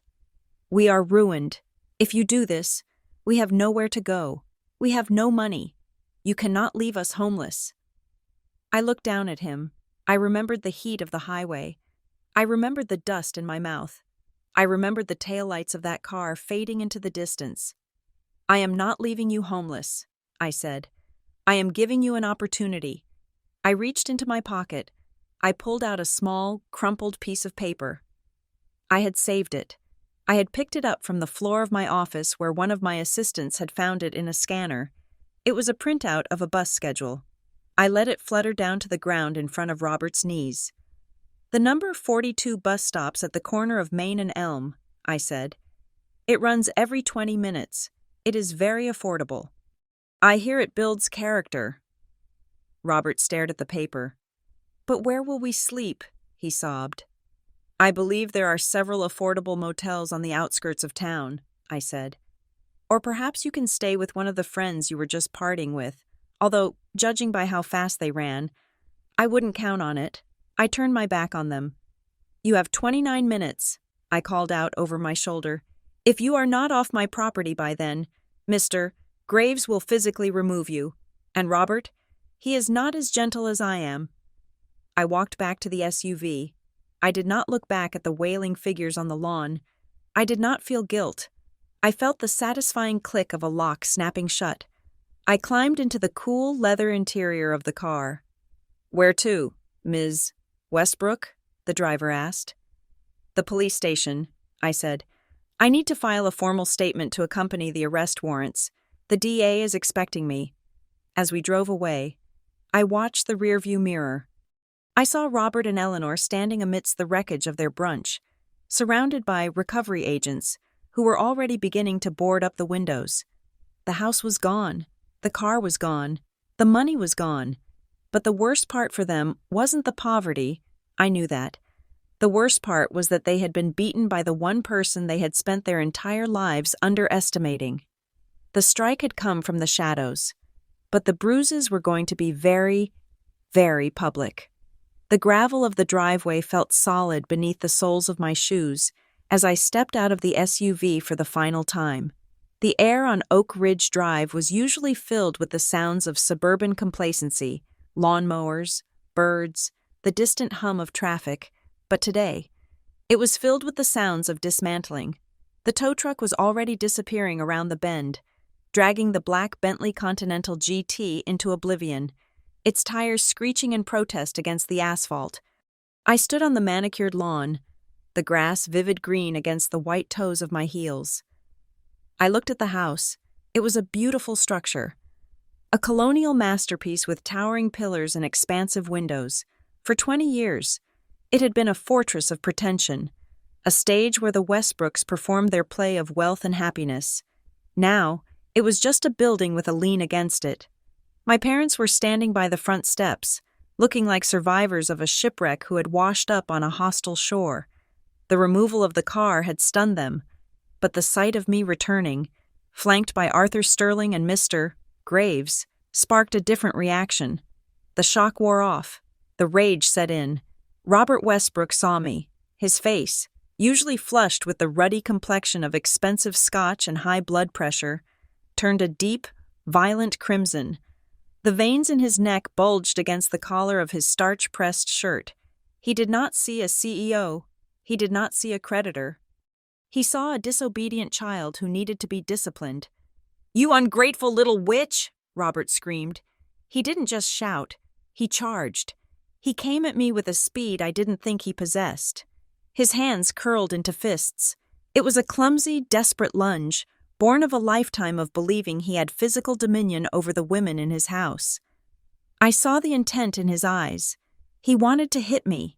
He wanted to slap the defiance off my face, just as he had done when I was 12 and dropped a dinner plate. I did not flinch. I did not step back. I did not even blink. I didn't have to. Mr. Graves moved with the kinetic efficiency of a striking cobra. He stepped in front of me, interposing his massive frame between my father and myself. He didn't strike Robert. He simply caught him. Graves placed one large hand on Robert's chest and pushed. It wasn't a shove. It was a wall of force. Robert flew backward.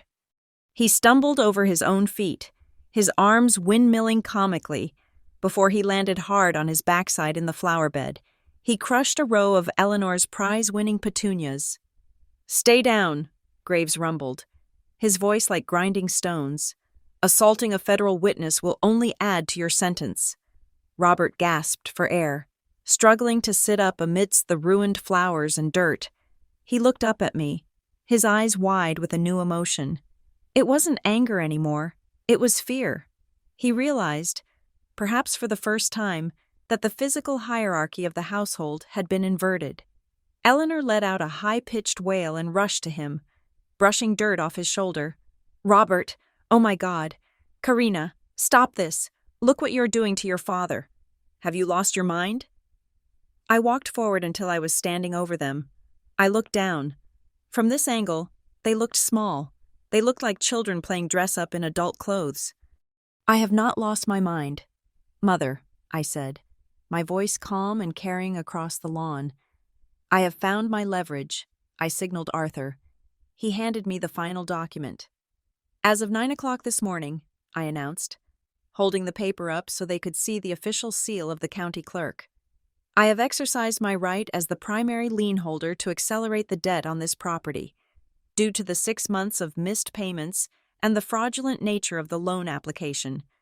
I have executed the foreclosure clause." I lowered the paper and looked Eleanor in the eye. "This house is mine." Eleanor froze. Her mouth opened and closed like a fish on a dock. "Yours? No, that is impossible. We have rights. Squatters' rights. Tenant rights." "You are not tenants," I corrected her.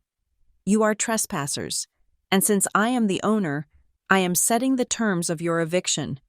I checked the expensive watch on my wrist. It was a Patek Philippe I had bought myself yesterday, a symbol that my time was now my own.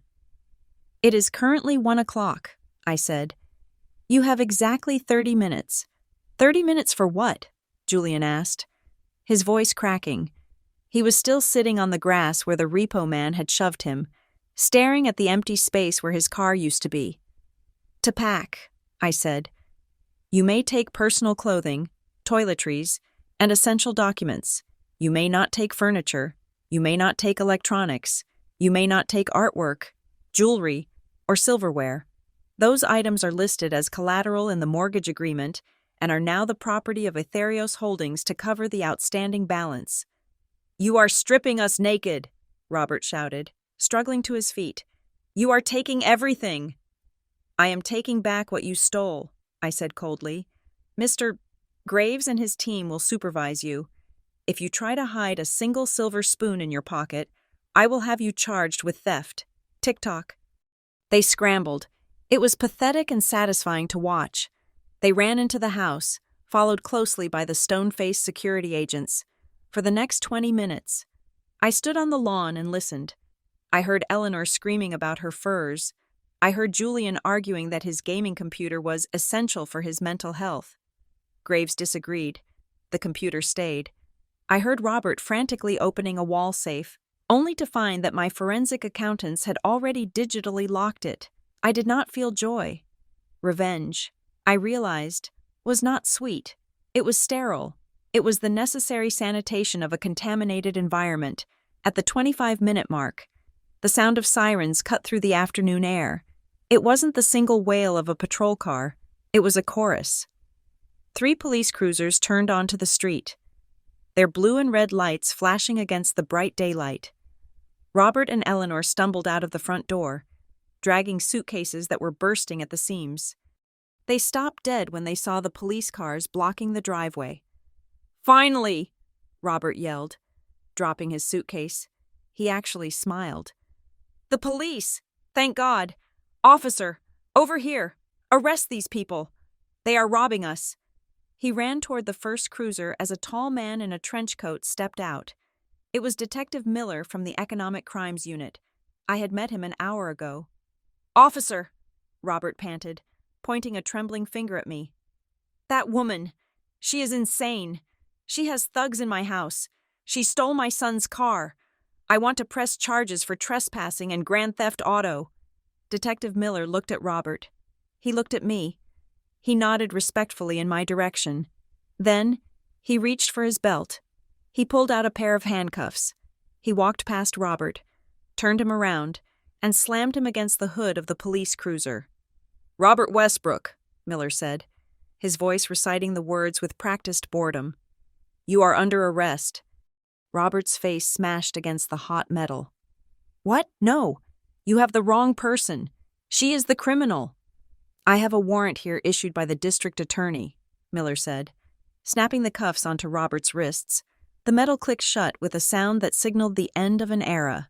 "You are charged with 1 count of first-degree felony fraud, 1 count of identity theft, and 1 count of embezzlement regarding the Josephine Westbrook Trust.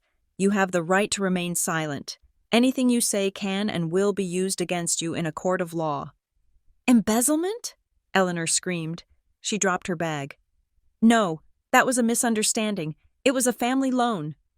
"We have the bank records, Mrs. Westbrook," Miller said, looking at her.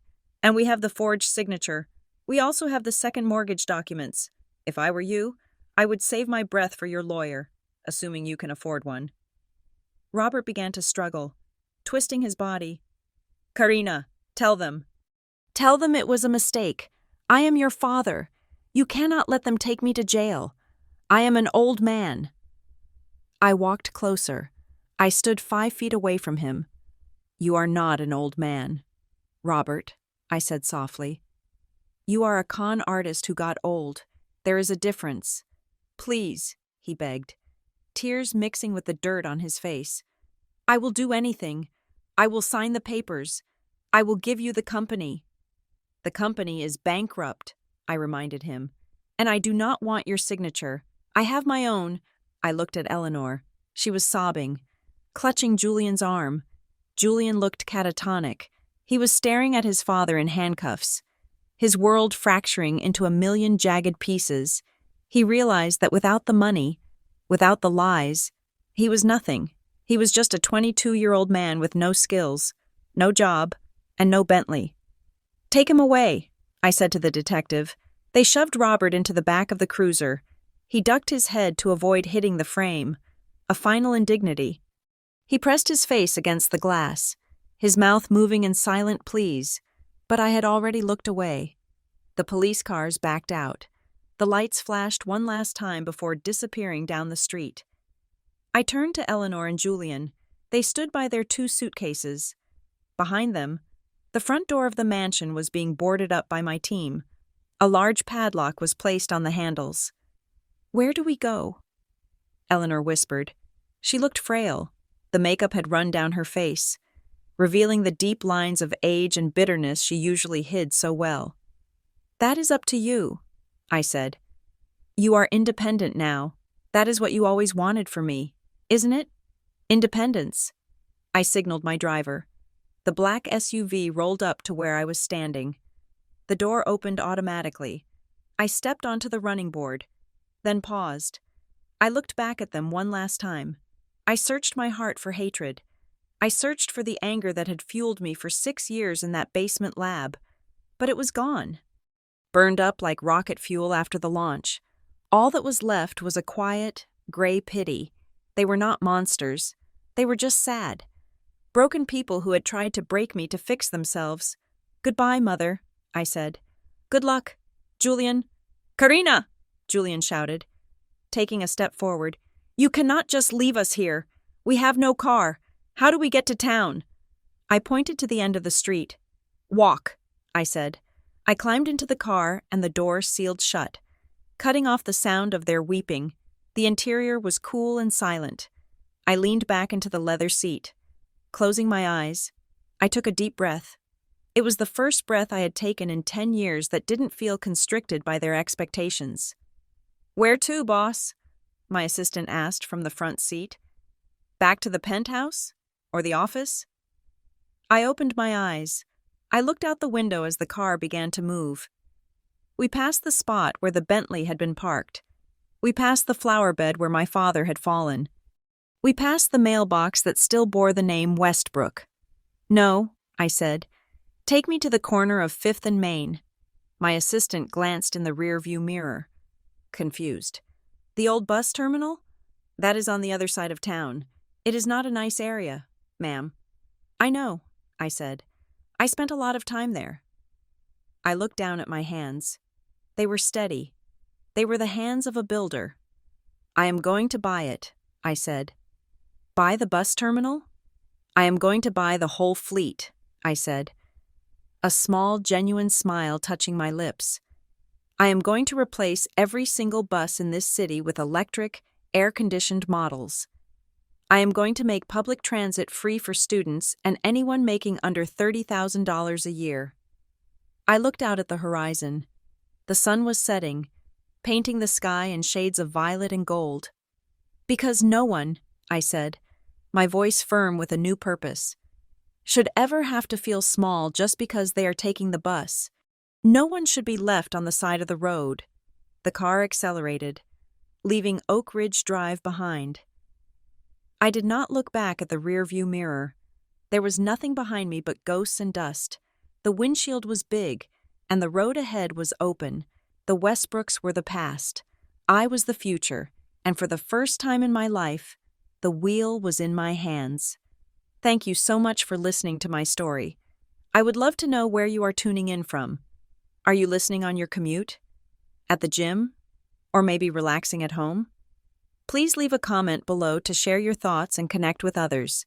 If you enjoyed this story, please subscribe to the channel Blue Payback, like the video, and hit that hype button to help this story reach even more people. Your support means the world to me.